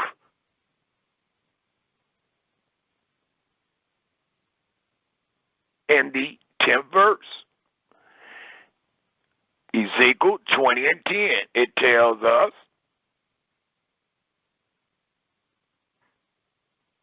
now let's start at the 9th verse. It says, But I wrought for my name's sake, that it should not be polluted before the heathen, because they was already messing up the statutes of life. We ain't even got there yet. We ain't even got in the land. It says, among whom they were, in whose sight I made myself known unto them. How? And bringing them forth out of the land of Egypt. Wherefore I caused them to go forth out of the land of Egypt, and brought them into the wilderness. And I gave, note, the statutes of life. And I gave them my statutes, and showed them my judgments. Note how the statute and the judgment is connected. Which if a man do, and please take note of this, which if a man do, he shall even live in them. To be under the statutes of life, to be under the judgments thereof, you must live in them. Moreover, also I gave them my Sabbaths, to be a sign between me and them, that they might know that I am Yahweh that sanctified them. Do you get it? Do you see what the Sabbath would denote? If you were under the statutes of life today, it would denote that Yahweh has sanctified you. You're not sanctified today. You're not even in the land today, nor under the statutes of life. But the Almighty boldly states here again in the 12th verse, moreover, also I gave them my Sabbaths, talking about all of them, to be a sign. It says that in Exodus, the 31st chapter, the 13th verse, to be a sign between me and them. What do the sign denote? That they might know that I am Yahweh, that sanctify, that set apart them. You're not set apart today, brothers and sisters. But the house of Israel rebelled against me in the wilderness. They walked not in my statutes, and they despised my judgments, which if a man do, he shall even live in them. And my Sabbaths they greatly polluted, as you are doing today, when I said I will pour out my wrath upon them in the wilderness to consume them. But I wrought for my name's sake, that it should not be polluted before the heathen, in whose sight I brought them out. Yet also I lift up my hand unto them in the wilderness, that I would not bring them into the land which I gave them, flowing with milk and honey, which is the glory of all lands. Because they despised my judgments, and walked not in my statutes, but polluted my Sabbaths, for their heart went after their idols. But it tells us one more time, if we drop down to the 21st verse, notwithstanding, the children rebelled against me. They walked not in my statutes, neither kept my judgments to do them, which if a man do, he shall even live in them. They polluted my Sabbaths. Then I said I will pour out my fury upon them, to accomplish my anger against them in the wilderness. Let me stop right here. Before we go to the statutes of life, I want to interject this right here. Based on what is written right here and what we just heard, I would ask, we're done with the 20th chapter. We are going to the 33rd chapter. But before we go to the 33rd chapter, let me please take everyone to Leviticus 26. Let's see if you can see what I see, since we just read what is said in Ezekiel 20, dealing with the statutes and judgments. Let me see if the listening audience can see what they brothers see. Let's turn our scriptures to Leviticus, the 26th chapter. And then we'll go straight to Ezekiel 33.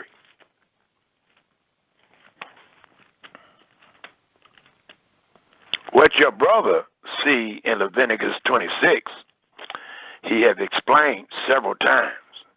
But there is too many people that can't see what he sees. And that is not something new, not dealing with the Hebrews and their culture. There's many times where one man seen something that Yahweh was revealing, and his partner, his minister, could not see it. But when the Almighty, or when that person asked the Almighty to reveal it to that person seen the same thing. So that means what the prophet seen was not foreign. It was not an error. You just wasn't able to see it.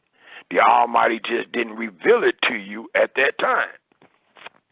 Well, maybe it's going to be revealed today.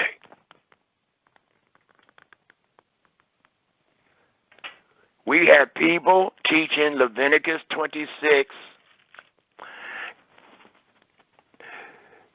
We are under today.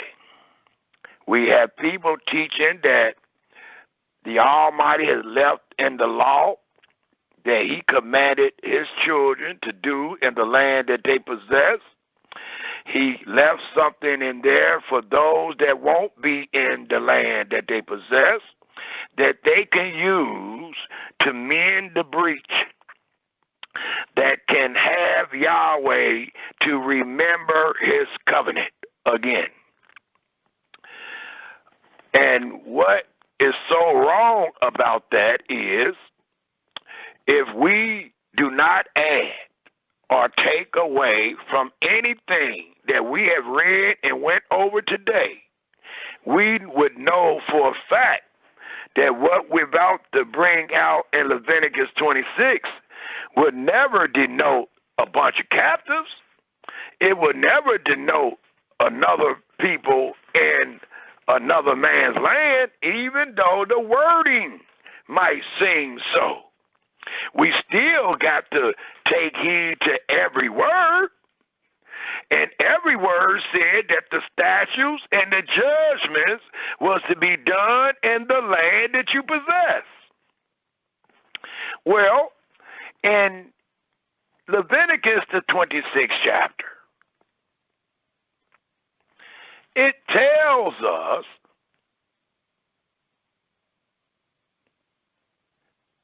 I'll start from where we just spoke about the Sabbath. We just heard when the Sabbath was made known. And we just heard how they defiled the Sabbath. Well, it says in the second verse, I'll start at the first. It says, ye shall make you no idols, or nor graven image, neither rear you up a standing image, neither shall you set up any image of stone in your land, to bow down into it. For I am Yahweh your Elohim, and these are his words. These are the statutes of life that he have given the free Israelites to execute in the land of promise. Then the second verse reads, ye shall keep my Sabbaths and reverence my sanctuary. I am Yahweh.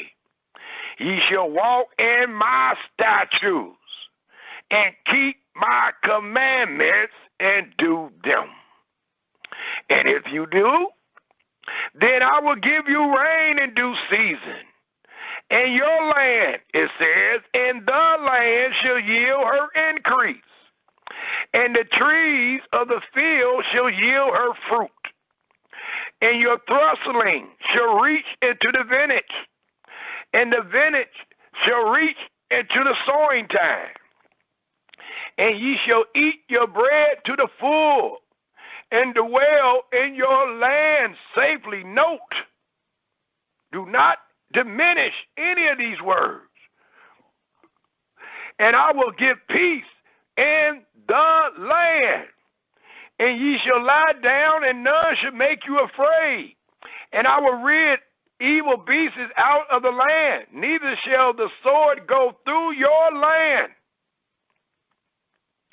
And ye shall chase your enemies, and they shall fall before you by the sword. And 5 of you shall chase 100, and 100 of you shall put 10,000 to flight, and your enemies shall fall before you by the sword. For I will have respect unto you, and make you fruitful, and multiply you, and establish my covenant with you. That's somebody being under the statutes of life. And ye shall eat old store, and bring forth the old because of the new. And I will set my tabernacle among you, and my soul shall not abhor you. And I will walk among you, and will be your Elohim. And ye shall be my people. And I am Yahweh your Elohim, which brought you forth out of the land of Egypt, out of captivity, out of rigorous bondage, that ye should not be their bondsman. And I have broken the band of your yoke. Nope, what you just read in Jeremiah 5 and 4. They wanted to break their own bands, their own yoke, because they did not know the judgments. Well, dealing with Yahweh's righteous judgment, when he brought forth salvation and brought you out of Egypt, he broke your yokes. He broke your bands. Thus, you was no longer their servants. Well, until Yahweh do it again, you are the enemy servants, and you're not, nor do you find yourself under the statutes of life. Thus, it continued to read,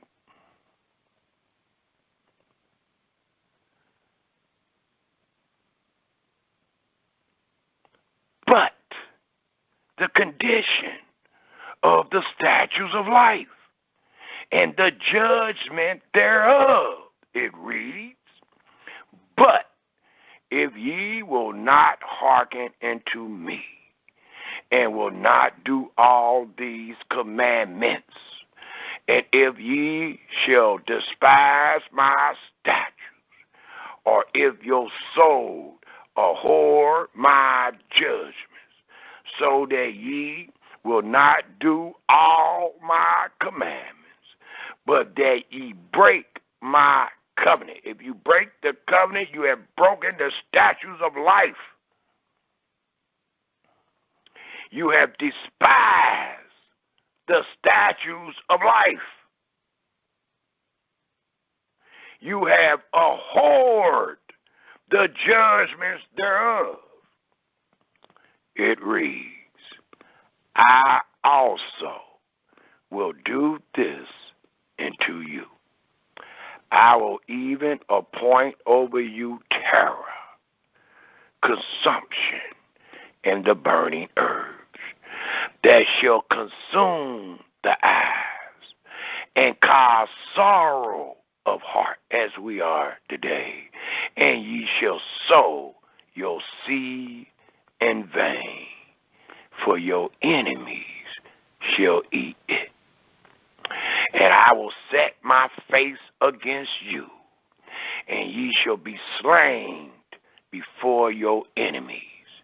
They that hate you shall reign over you, as it is this day. And ye shall flee when none pursues. The 18th verse says, and if ye will not yet for all this hearken into the statutes of life, it reads, hearken unto me, then I will punish you 7 times more for your sins. And I just want to read one more word of what Yahweh said he would do if ye would not hearken to the statutes of life and the judgments thereof. It says in the 25th verse, and I will bring a sword upon you that shall avenge the quarrel of my covenant. And when ye are gathered together within your cities, I will send the pestilence among you. Ye shall be delivered into the hand of your enemies. Well, after reading this, and after reading what we just read in Ezekiel, the 20th chapter, dealing with the statutes of life, dealing with how the Israelites hated and abhorred that which Yahweh gave them and told them and commanded them in the wilderness to do in the land that they possess. We have brothers and sisters teaching according to the 40th verse. Let's start at the 39th verse, because that might be where they are lacking their understanding. It says in the 39th verse to the 42nd verse. And these are the verses they are using. These are the verses they say Yahweh have left for us. These are the verses that they say that Yahweh's word is forever. So these words also apply to us today. It reads in the 39th verse. And don't forget who it's talking to. If you forgot that quick, go back to Exodus, the 19th chapter. Go back to Leviticus, the 26th chapter, the 1st verse. Go back to Deuteronomy, the 1st chapter, if you forgot who these words are talking to. It reads, and they that are left of you shall pine away in their iniquity in your enemy land, and also in the iniquity of their fathers shall they pine away with them. If they shall confess, who shall confess? If you don't take away, if you don't diminish a word, who is this in the 40th verse? If they shall confess their iniquity and the iniquity of their fathers with their trespass. The Almighty, we just read about the trespass in several chapters and verses, which they trespassed against me, and that also they have walked contrary unto me. We just showed where they walked contrary to Yahweh. We showed it in Isaiah 1. We showed it in Micah 3. We showed it in Micah 7. We showed it in Ezekiel 7. It says, and that also they have walked contrary unto me, and that I also have walked contrary unto them, and have brought them into the land of their enemies. And it ain't talking about America. It was the land of their enemies in their days. If then their uncircumcised hearts be humbled, and they then accept of the punishment of their iniquity, then will I remember my covenant with Jacob, and also my covenant with Isaac, and also my covenant with Abraham. And it was not the covenant of the law, but it was the covenant of the land. Will I remember, and I will remember the land. Well, that is what they're teaching that we're under today. And I don't know how, besides us being taught badly, I don't know how they could even come up to that conclusion that that is dealing with us. Especially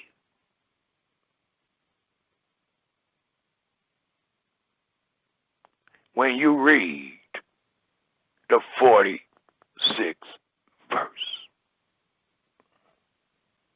And mind you, they only pulling out a few verses. Sometimes they want to start at the 32nd verse to the 42nd verse. Sometimes they just want to give you the 40th verse to the 42nd verse.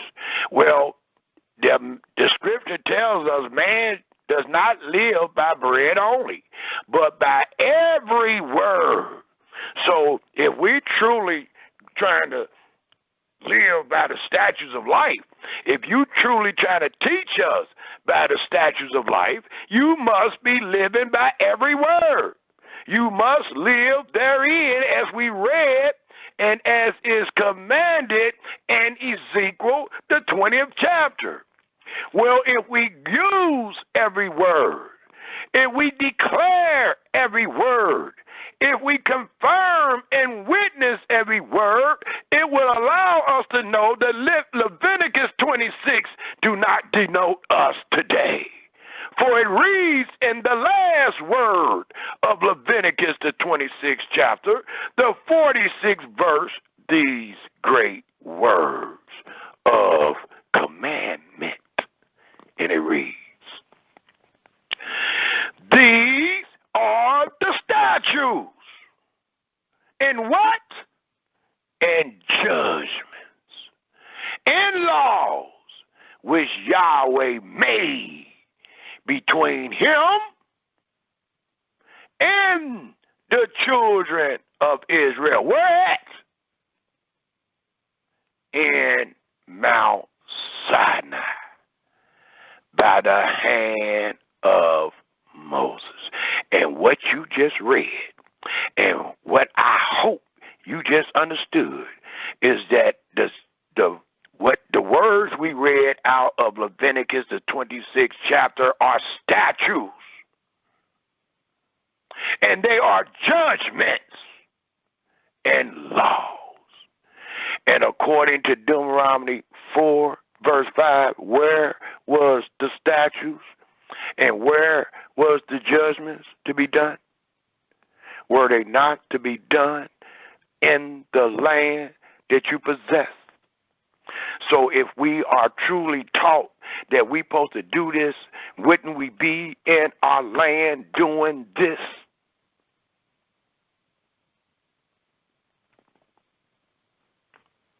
Again, Israel, the 46th verse, in conclusion to every verse that you read in Leviticus, the 26th chapter, says again, these are the statutes and judgments and laws which Yahweh made between himself and the children of Israel, who just got out of captivity in the wilderness, and these things were said in Mount Sinai by the hand of Moses. Moses ain't told you nothing. Well, we just found out what Moses said to the people that was freed out of Egypt and found themselves in the land of the wilderness, being given the statutes of life. Please ponder on this. Please consider this. And let's witness the truth as it is written. Let us turn to Ezekiel, the 33rd chapter.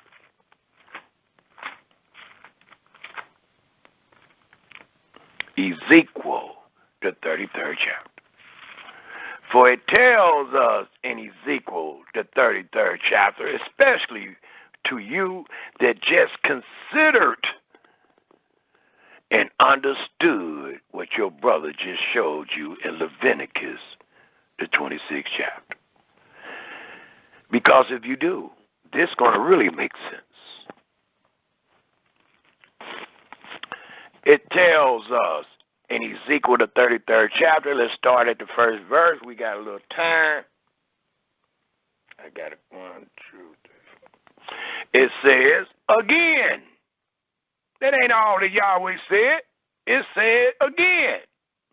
The word of Yahweh came to me, saying, Son of man, speak to the children of thy people, and say unto them, when I bring the sword upon a land, if the people of the land take a man of their coasts, it's talking about your land, Israel.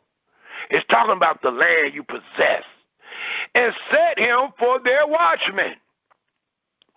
If when he see the sword comes upon the land, he blow the trumpet and warn the people. Then whosoever hear the sound of the trumpet and take not warning, if the sword come and take him away, his blood shall be upon his own head. He heard the sound of the trumpet and took not warning. His blood shall be upon him, but he that take warning shall deliver his soul. But if the watchman see the sword comes, and blow not the trumpet, and the people be not warned, if the sword come and take any person from among them, he is taken away in his iniquity, but his blood will I require at the hand or at the watchman's hand. So, thou son of man, I have set thee, talking about Ezekiel, a watchman to the house of Israel. Therefore thou shalt hear the word at my mouth, as we just heard and declared, and warn them from me. When I say unto the wicked, O wicked man, thou shalt surely die. If thou does not speak to warn the wicked from his way, that wicked man shall die in his iniquity, but his blood will I require at thy hand. Nevertheless, if thou warn the wicked of his way, to turn from it, if he do not turn from his way, he shall die in his iniquity, but thou hast delivered thy soul. Therefore, O thou son of man, speak into the house of Israel. Thus ye speak, saying, if our transgressions and our sins be upon us, and we pine away. Remember what you read in the 39th verse of Leviticus, the 26th chapter. It says, and we pine away in them. How shall we then live? Say unto them, as I live, said Yahweh Elohim, I have no pleasure in the death of the wicked, but that the wicked turn from his way and live. Turn ye from your evil ways, for why will ye die, O house of Israel? Therefore, thou son of man, say unto the children of thy people, the righteousness of the righteous shall not deliver him in the day of his transgression. As for the wickedness of the wicked, he shall not fall thereby in the day that he turn from his wickedness. Neither shall the righteous be able to live for his righteousness in the day that he sins. When I shall say to the righteous, he that shall surely live, if he trusts to his own righteousness and commit iniquity, all his righteousness shall not be remembered. But for his iniquity that he hath committed, he shall die for it. And that's what happened to the Israelites for breaking the covenant of the law, for despising and abhorring the statutes and the judgments of life. Thus the 14th verse reads, again, when I say unto the wicked, thou shalt surely die, if he turn from his sin and do that which is lawful and right, if the wicked restores the plague, give again that he hath robbed, walk. Look how you got to walk. Look what path you must be on. Walk in the statutes of life without committing iniquity. He shall surely live. He shall not die. So the question is, what are the statutes of life? It is the ways that was commanded from your Creator to the Israelites. If they walked in all that Yahweh commanded them, they was walking in the statutes of life. And they should truly live as long as they add no sin or iniquity in their walk.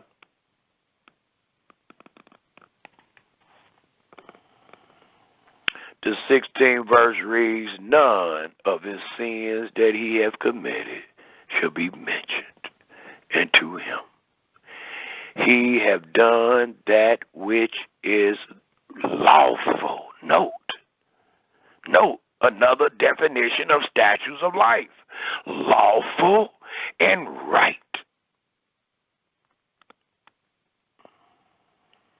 It says, none of his sins that he have committed shall be mentioned. And we just read that in Micah, showing the good fortune after they forsook the judgment. But the good fortune was that Yahweh was going to tie their sins to a stone and throw it into the ocean, and none of them should be mentioned again. Well, the same thing is happening to this person that find themselves loving the statutes of life and living therein and committing no iniquity. Thus he shall live. None of his sin that he hath committed shall be mentioned unto him. He hath done that which is lawful and right. He shall surely live. The 17th verse reads, for those that want to break the yoke, for those that want to add and take away, it says, yet the children of thy people say, the way of Yahweh is not equal. But as for them, their way is not equal. When the righteous turn from his righteousness and commit iniquity, he shall even die thereby. But if the wicked turn from his wickedness and do that which is lawful and right, he shall live thereby. Yet ye say, the way of Yahweh is not equal. O house of Israel, I will judge you, every one after his way. So Yahweh's way is equal and right. It's the person that don't live under the statutes of life that seems or that see Yahweh's ways not being equal. Thus, this punishment befell all of them. And the words that you found in Leviticus 26 denoted them. That's why today we're not teaching the people that they're under the statutes of life. What we teach is to fear Yahweh and depart from evil, that Yahweh may save us to bring us once again under the statutes of life, to give us the opportunity, as he gave our fathers, to choose life or death, blessings or cursings.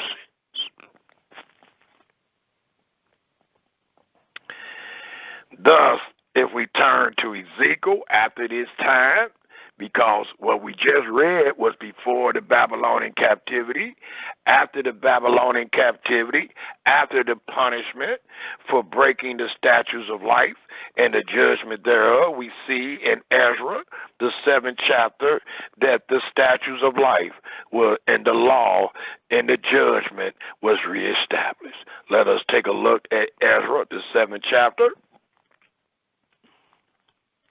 Ezra, the 7th chapter.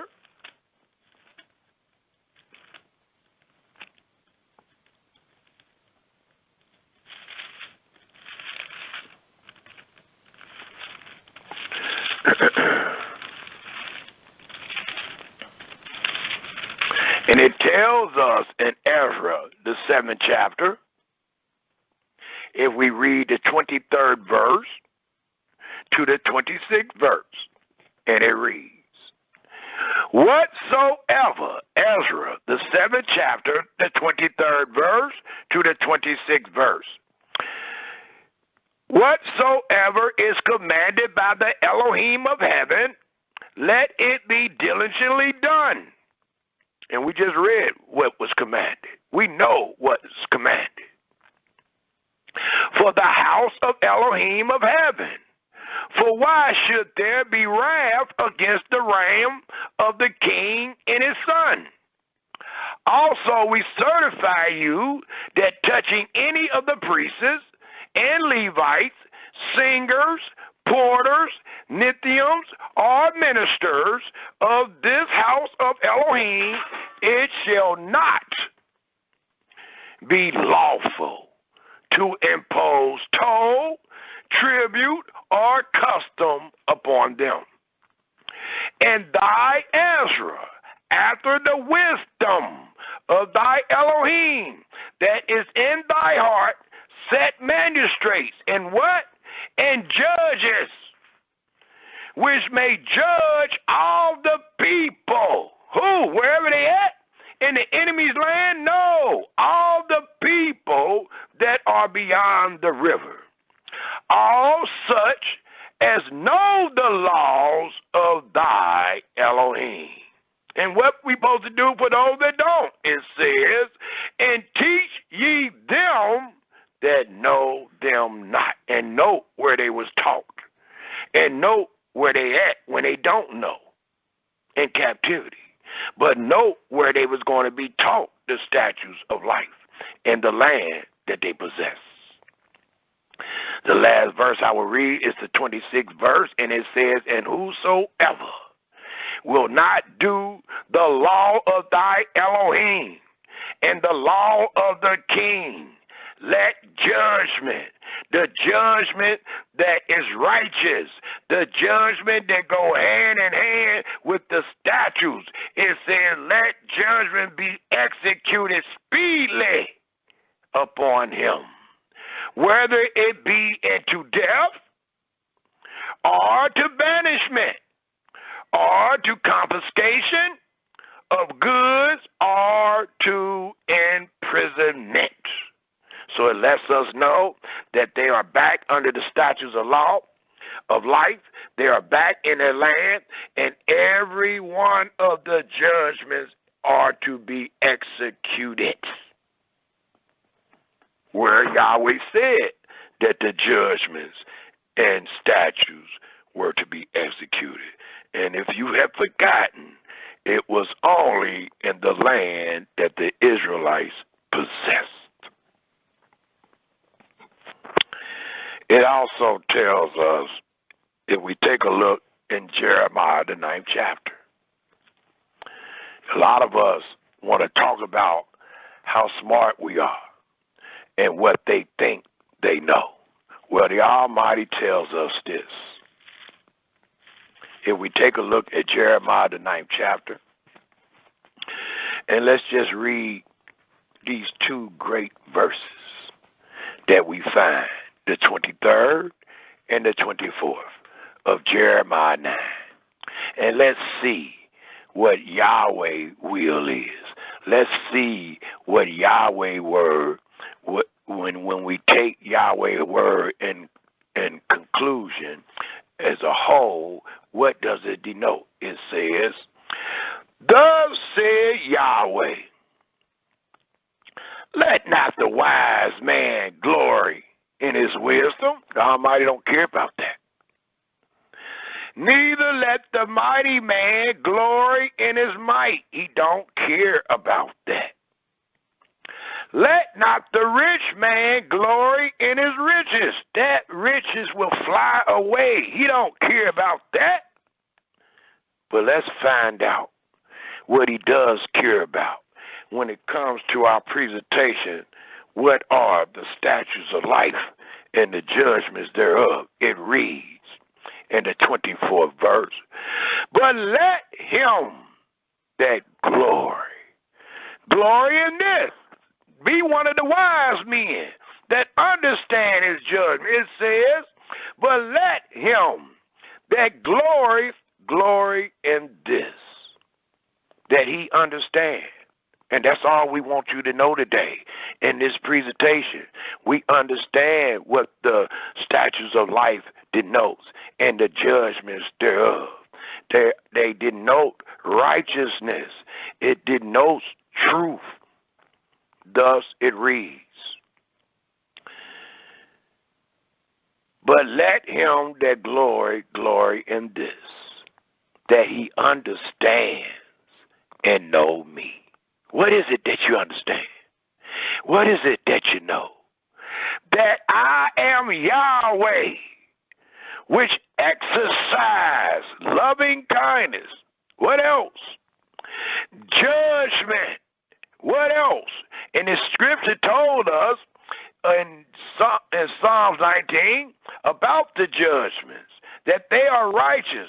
Thus it says that I am Yahweh, which exercise loving kindness, judgment, and righteousness in the earth. For in these things I delight, said Yahweh. So it's our job to bring out one of the things that Yahweh delight, and that is to let the world know that Yahweh is the one that exercises in loving kindness and the judgment dealing with the statutes of life, for it is all righteous. And it allows us to know, for in these things I delight, said Yahweh.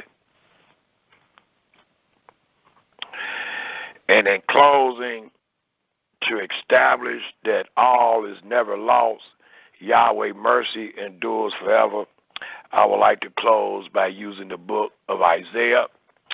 Let's read Isaiah 2 and Isaiah 11 in closing. Isaiah 2 first. And it tells us in Isaiah 2,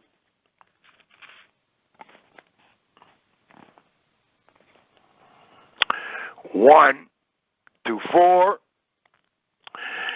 the word that Isaiah, the son of Amos, saw concerning Yehudah and Jerusalem.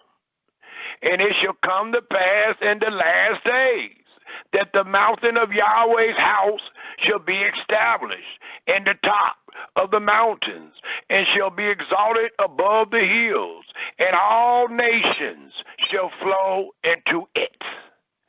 And many people shall go and say, come ye, and let us go up to the mountain of Yahweh, to the house of the Elohim of Yaakov, and he will teach us his ways. What is going to be taught on the mountain? The statutes of life. And we will walk in his paths. For out of Zion shall go forth the law, and the word of Yahweh from Jerusalem. And he shall judge among the nations, and shall rebuke many people, and they shall beat their swords into plowshares, and their spears into pruning hooks. Nations shall not lift up sword against nations, neither shall they learn war anymore. And in closing, let's go to the 11th chapter and read the first 4 verses. The 11th chapter of Isaiah, and let's read the first 4 verses in closing.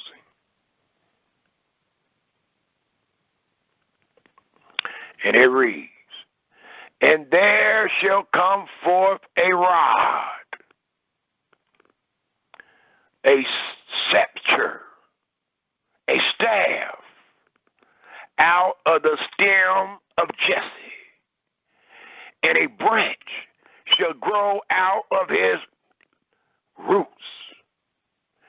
And the Spirit of Yahweh shall rest upon him, the Spirit of wisdom and understanding, the Spirit of counsel and might, the Spirit of knowledge and of the fear of Yahweh, and shall make him of quick understanding in the fear of Yahweh.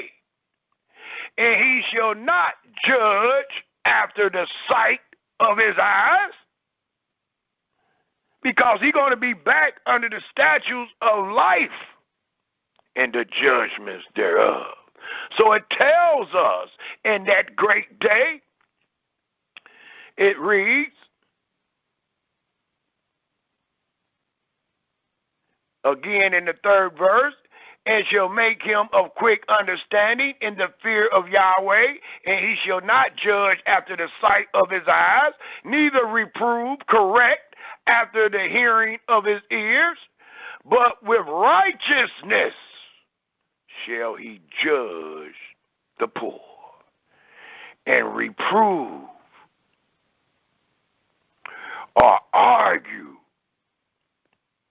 with equity for the meek of the earth.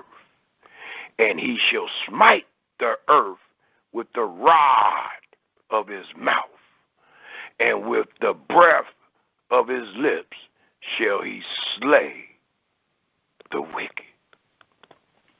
That will be the end of the presentation, which is called What Are the Statutes of Life? As I stated at the beginning, we basically did this on the fly.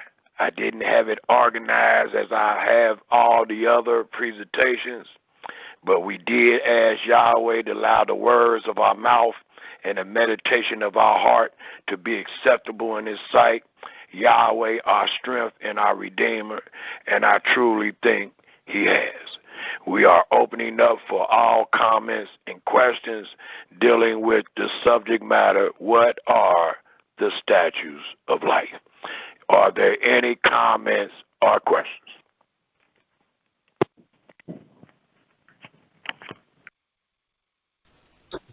Shalom, brother. Yeah, I'm in. Shalom, brother. Beautiful presentation, brother. Very powerful presentation.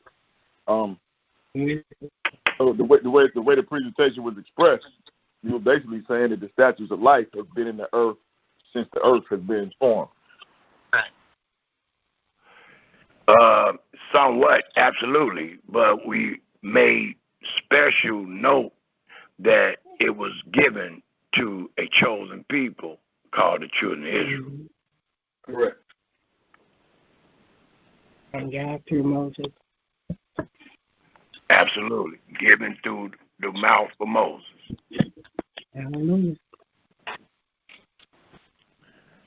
And as that was wisely spoken, and yes, the statutes of life is from the beginning, because just like we deal with the Sabbath is a statute. There are statutes to the Sabbath, and the Almighty established that was done in the beginning. Yeah. And a lot of people try to connect the Sabbath today because of what is said in the beginning, but they missing the connection of when Israel was given it, when Israel was going to be judged for what they was given, for being obedient or not, for what they were given. Correct. Today, we're not given it, nor are we judged for it. We're not finding ourselves judged for defiling the Sabbath because it's not given to us. Is there any other comments or questions?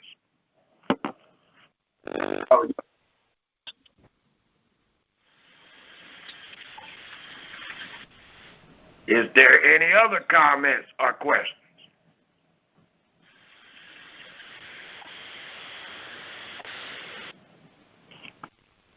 While you think about your comment or question, I have a question. Did any of the listening audience finally see what their brother brought out in Leviticus 26 chapter? Is Leviticus the 26th chapter for us today? And I mean every word of it. Oh. I didn't hear nobody. I can't hear nobody.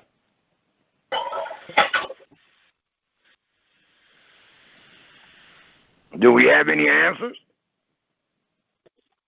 No, it was given to the people, the Israelites at that time. And what can we use to prove that it is not given to us today? What was shown in this great presentation that it was not meant for us today?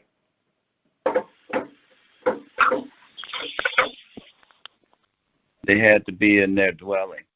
in their land. Absolutely. And what verse would you use? Is there a verse in that particular chapter found in Leviticus 26? 46. Absolutely. Absolutely. A lot of times people nitpick in the chapters, and that's why most times when y'all hear me acknowledge that I'm not going to read the whole chapter, I advise you to read it. And I do that way no slickness is involved. I know what it says, but many times the listening audience don't. So I encourage you to read the whole chapter in your spare time. Our brothers and sisters have nitpicked certain verses out of many chapters, and they just go with it. But if you read all of it, you will get a clearer understanding. And what the last verse told us in Leviticus 26 chapter, that these are the statutes, these are the judgments that is to be done in the land that you possess. So how could we teach today that we can pull out 2 or 3 verses and say this is what we're supposed to do today to mend the breach and to allow Yahweh to remember the covenant of the law? And mind you, before anybody misunderstand what their brother have taught, many times I have taken people to Leviticus, the 26th chapter, the 34th verse, the 35th verse, and the 43rd verse. And if you have truly listened to your brother's teachings, I have only used those verses for an example to show that we would not be under the Sabbath if the Israelites was kicked out of their land, and it says that the land will enjoy its Sabbath while you be in your enemy's land. So I have only used those verses by way of testimony to prove to our brothers and sisters that we're not under the Sabbath today. I have not used those verses and said where the Almighty commanded us that we are not under the Sabbath today because we find ourselves in the enemy's land. No, I have not, because I know who those verses pertained it to. And we show it all the time when we take people to 2 Chronicles, the 36th chapter, the 21st verse. It was Israel going into Babylon, not Israel finding themselves in America and scattered abroad.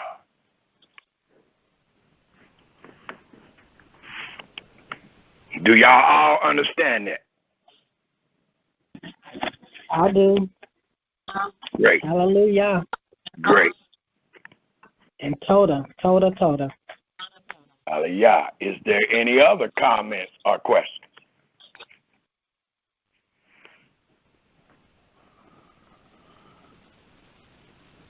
Do we all understand how connected the statutes and the judgments are? You notice how many places we read, and it in the same sentence there is the statutes and judgments. That's there for a reason, because it denoted the statutes of life that Yahweh put the Israelites under in the land that they possess.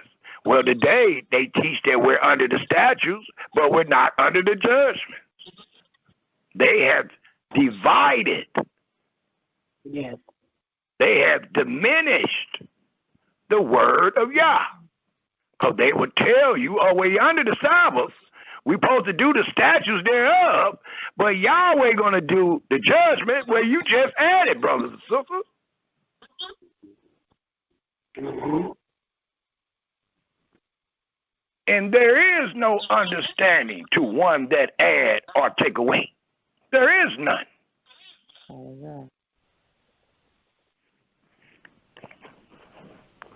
Hallelujah. Is there any comments or questions?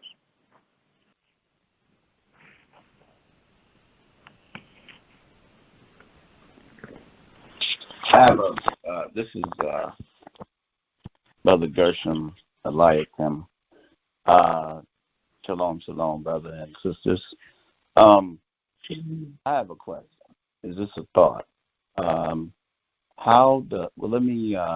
Let me reserve my question for later. Let me look this verse up first, and then I'll ask it later. So I bow out. Is there any other comment or question?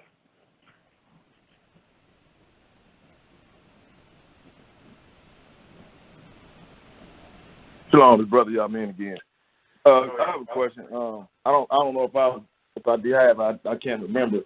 Are there any scriptures that showed where there was these type of conflicts? You know what I'm saying? In the past, in captivity, like to where the people were trying to tell them to keep the law in the captivity, and the other people weren't. You know, was trying to explain to them that this isn't the time or the place to do this. Right off the top of my head, I can't recall, because we had great provision set for us. And that great provision was found in the Statutes of Life. And we read a couple of them from Deuteronomy 17. Deuteronomy 17, Deuteronomy 25:1, and also 2 Chronicles 19. And what that allowed us to know, if there was a matter of controversy, dealing with law, if we was under the law, dealing with judgment, if we was under the judgment, dealing with statutes, if we were under the right statutes, there was a place that we were to bring all matter of controversy, and we were to receive the answer from the judge of that day and the priest of that day. And if you did not accept it, it reads again. And that's a great question, because we get to show the answer thereof. It reads again in Deuteronomy, the 17th chapter. I think it's the 13th verse. Let me get there right quick.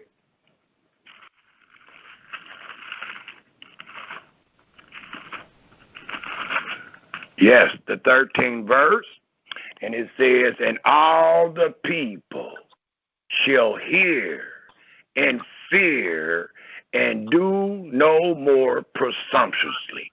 So if you had a presumptuous thought, and you thought that maybe we wasn't supposed to do the Sabbath here, or we wasn't supposed to keep the laws in our land, or we wasn't supposed to make sure that when we was living under the statutes of life, that the statutes and judgments was included, we were to bring that matter to the priest and to the judge, to the place that Yahweh would place his name. And they were to, as they read, let me start at the 11th verse, it says, according to the sentence of the law, which they shall teach thee, and according to the judgment which they shall tell thee, thou shalt do. Thou shalt not decline from the sentence which they shall show thee, to the right hand or to the left.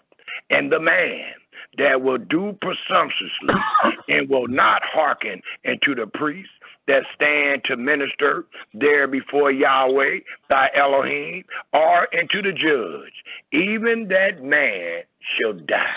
So I would think we didn't have many situations like that, because we had provision to find the right answer. And once we found the right answer, and the priest and the judge gave the right answer, and people kept on speaking what they were speaking before, the judgment was they shall die.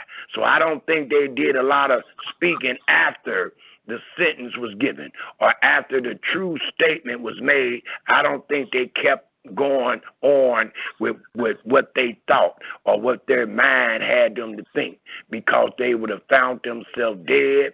And thou shalt put away the evil from Israel, and all the people shall hear and fear and do no more presumption. So my answer would be no, brother. And if it was, we had provisions to take care of that. Not so today.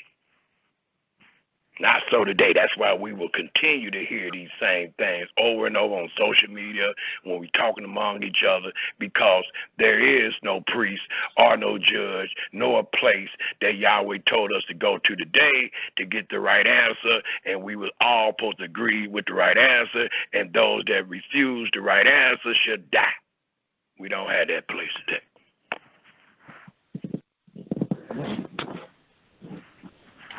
And the scripture also states, as you read earlier in Jeremiah the 5th chapter, it says, I will get thee unto the great men and will speak unto them, for they have known the way of Yahweh and the judgment of their Elohim. So, yeah, basically it was men that did understand the judgment and didn't understand the judgment when they was in the captivity situation. Absolutely. Oh, yeah. And they was to get to the great men. And two of the great men of that day would have been found in the place that Yahweh placed his name, and their titles was priest and judge.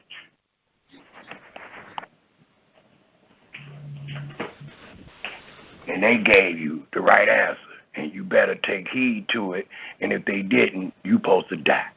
And that is a righteous judgment. To get evil from the midst of you.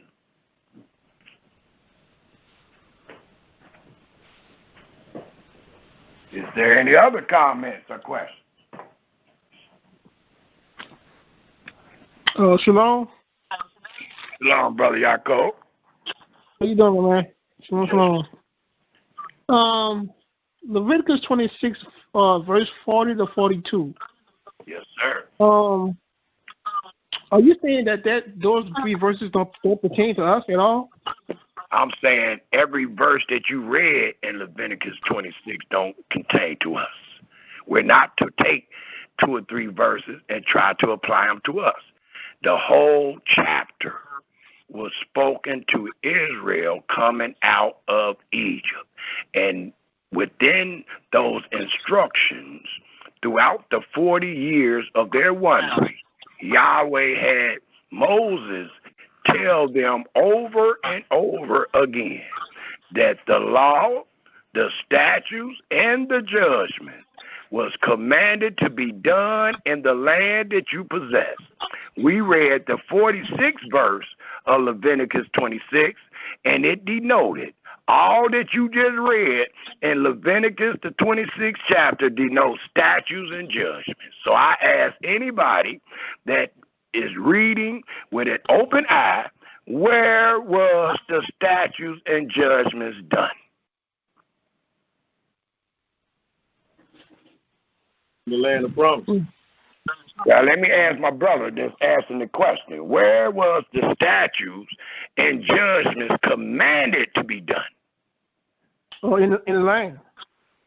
So how could the statute found in verse 40, 41, and 42 be done outside the land? Or in America, to make it more simple. How could the statute that's found in verse 40, 41, and 42 be done in America?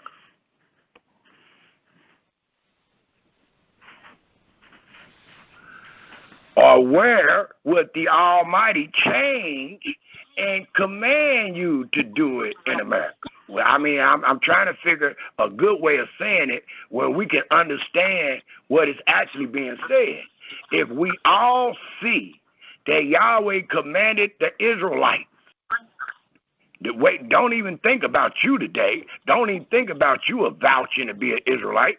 Think about those original Israelites. If the Almighty commanded those original Israelites to do all the statutes and judgments in the land that they possess, how can we that call ourselves Israelites today do the statutes and judgments in a land that we do not possess? Is that not adding? Wouldn't that be adding? Yeah. Yeah, it will be adding. The 41st verse right there, the 41st verse, it says, and that they would have walked contrary to them and brought them to the land of their enemies. Then their uncircumcised hearts be humbled, and then accept of the punishment of their iniquity. This is saying, I guess you're saying this is pertaining to the people that went into the Babylonian captivity. Absolutely. And another way, Okay. another way that I might can have you see it a little better, if you look at the 14th verse, see, because we need to make sure we understand this. And what you just read in the 41st verse talked about iniquity. Well, let's find out what iniquity is. And let's see if we under the iniquity. That's the greatest part. That's the easiest way to see it. Well, it tells us in the 14th verse. Let's start at the 13th verse. It says, I am Yahweh your Elohim, which brought you forth out the land of Egypt, that ye should not be their bondsmen. Well, today we find ourselves similar to being in Egypt. Today we find ourselves similar as bondmen or slaves. And I have broken the band of your yoke. Today the band of the yoke is on our neck. They have taken it off and put it on our minds and made you to go upright. Today we are not upright. And then it says, but if ye walk not, but if ye will not hearken unto me, and will not do all, not some, not the best you can, all these commandments. And if ye will despise my statute, the same thing you're going to find in the 43rd verse, or if your soul abhor my judgments, so that ye will not do all my commandments, but that ye break my covenant. Now let me stop. Out of those two verses, what iniquity have we committed? Out of those two verses, what iniquity have we committed? Oh, I see it. Okay, I get you. Yeah, I get you. Because that would be none. That would actually be none. Hallelujah. That is the answer. That is the correct answer for those that have eyes and can see.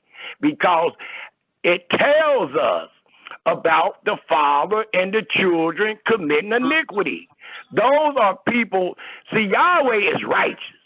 Yahweh is a straight shooter. He don't miss. He's not going to be aiming at your daddy and shoot you. That is not Yahweh. So when they talk about the father and the children commit iniquities, those are people, those are two entities that broke the statutes of life in the land of promise. And the Almighty is putting a judgment on them. Not us. We just happen to be born in this. Yeah. Second question. Yes, sir. When are you going to get on YouTube?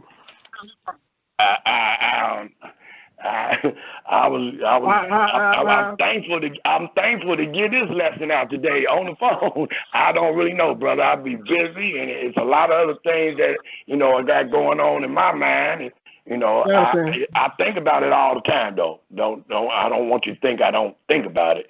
I think about it all the time. I might just need a little more help and somebody just doing it, because usually that's how it go. I ain't all good with no computer and all that, but once you set me on the platform, I'm gonna do my thing.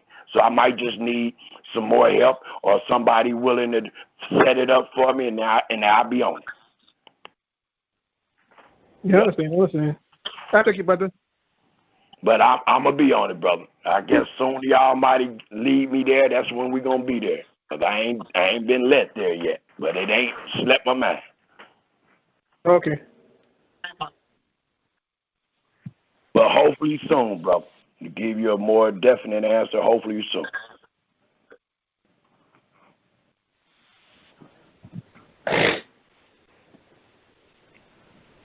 And my wife getting tired of dealing with the people we dealing with, so I think it's going to be sooner than I think. I know that's right. Hallelujah. Is there any other comments or questions? Great comments and great questions. Is there any other? But I need to make sure you understand this, especially the point I just made with Leviticus 26, because I was taught the same things. And if you check some of my early teachings, like when I was under Israel and the daughters of Zion, you might even heard me speak favorable to Leviticus 26. But a lot of people don't know what Brother Samuel and the house of Yeshurun represent and denotes. What we denote and represent is refuting the house of Israel.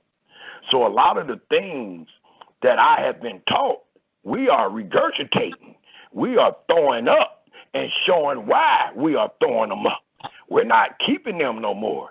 So I know, like my sister Hadura, she said, out of all people, I thought you would understand this and agree with this, because she done heard me speak favorable before on Leviticus 26. But that's all in the process of us regurgitating. That's all in the process of us reproving, correcting. That's what I was taught. I was taught the same thing.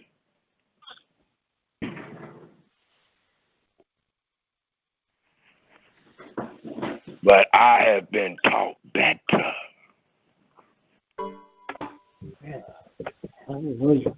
And able to prove it by law and by testimony. Yes. Like I've been asking my sister, all you got to do is show me one verse where our fathers ever did what you think we supposed to do today. And they can't, because they ain't sure. But the testimonies allow you to be sure. So they can't be sure because they can't show a testimony. We sure. I'm sure about what I just brought out. I'm sure about what it says in Leviticus 26:46. I'm sure what that means. Mm-hmm. And not just what that last verse means. The Almighty commanded Israel every word. So we got to make sure of every word that's found in Leviticus 26. Not just the 40th verse to the 42nd verse. Oh, no. Every word. That's why we did that presentation called Leviticus 26. We wasn't going to play with one or two verses. We dealt with every verse.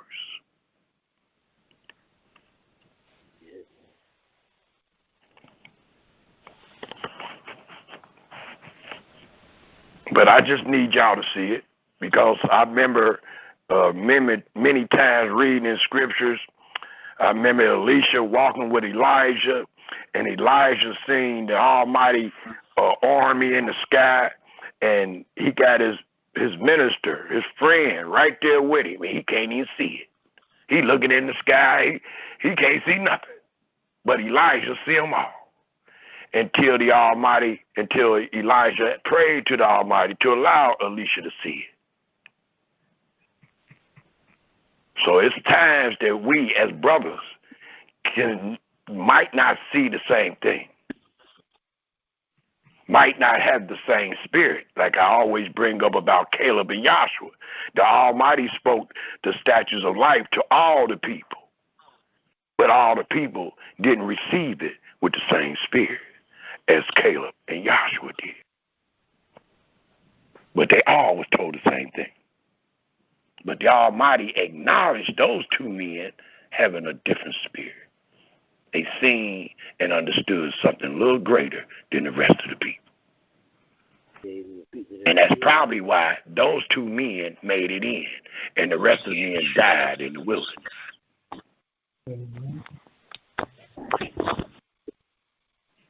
Is there any other comments or questions? Great comments, great conversation, great questions.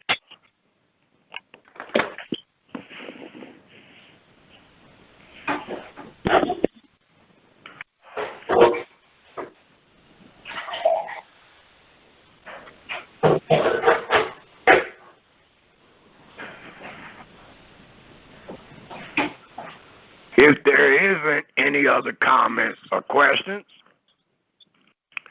we can go ahead and end the presentation with a song.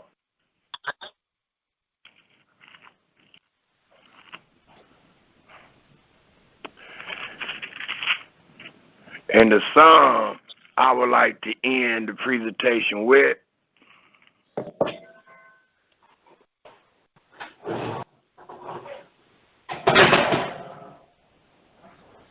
is the 26th chapter. So before I read the 26th chapter, is there any other comments or questions?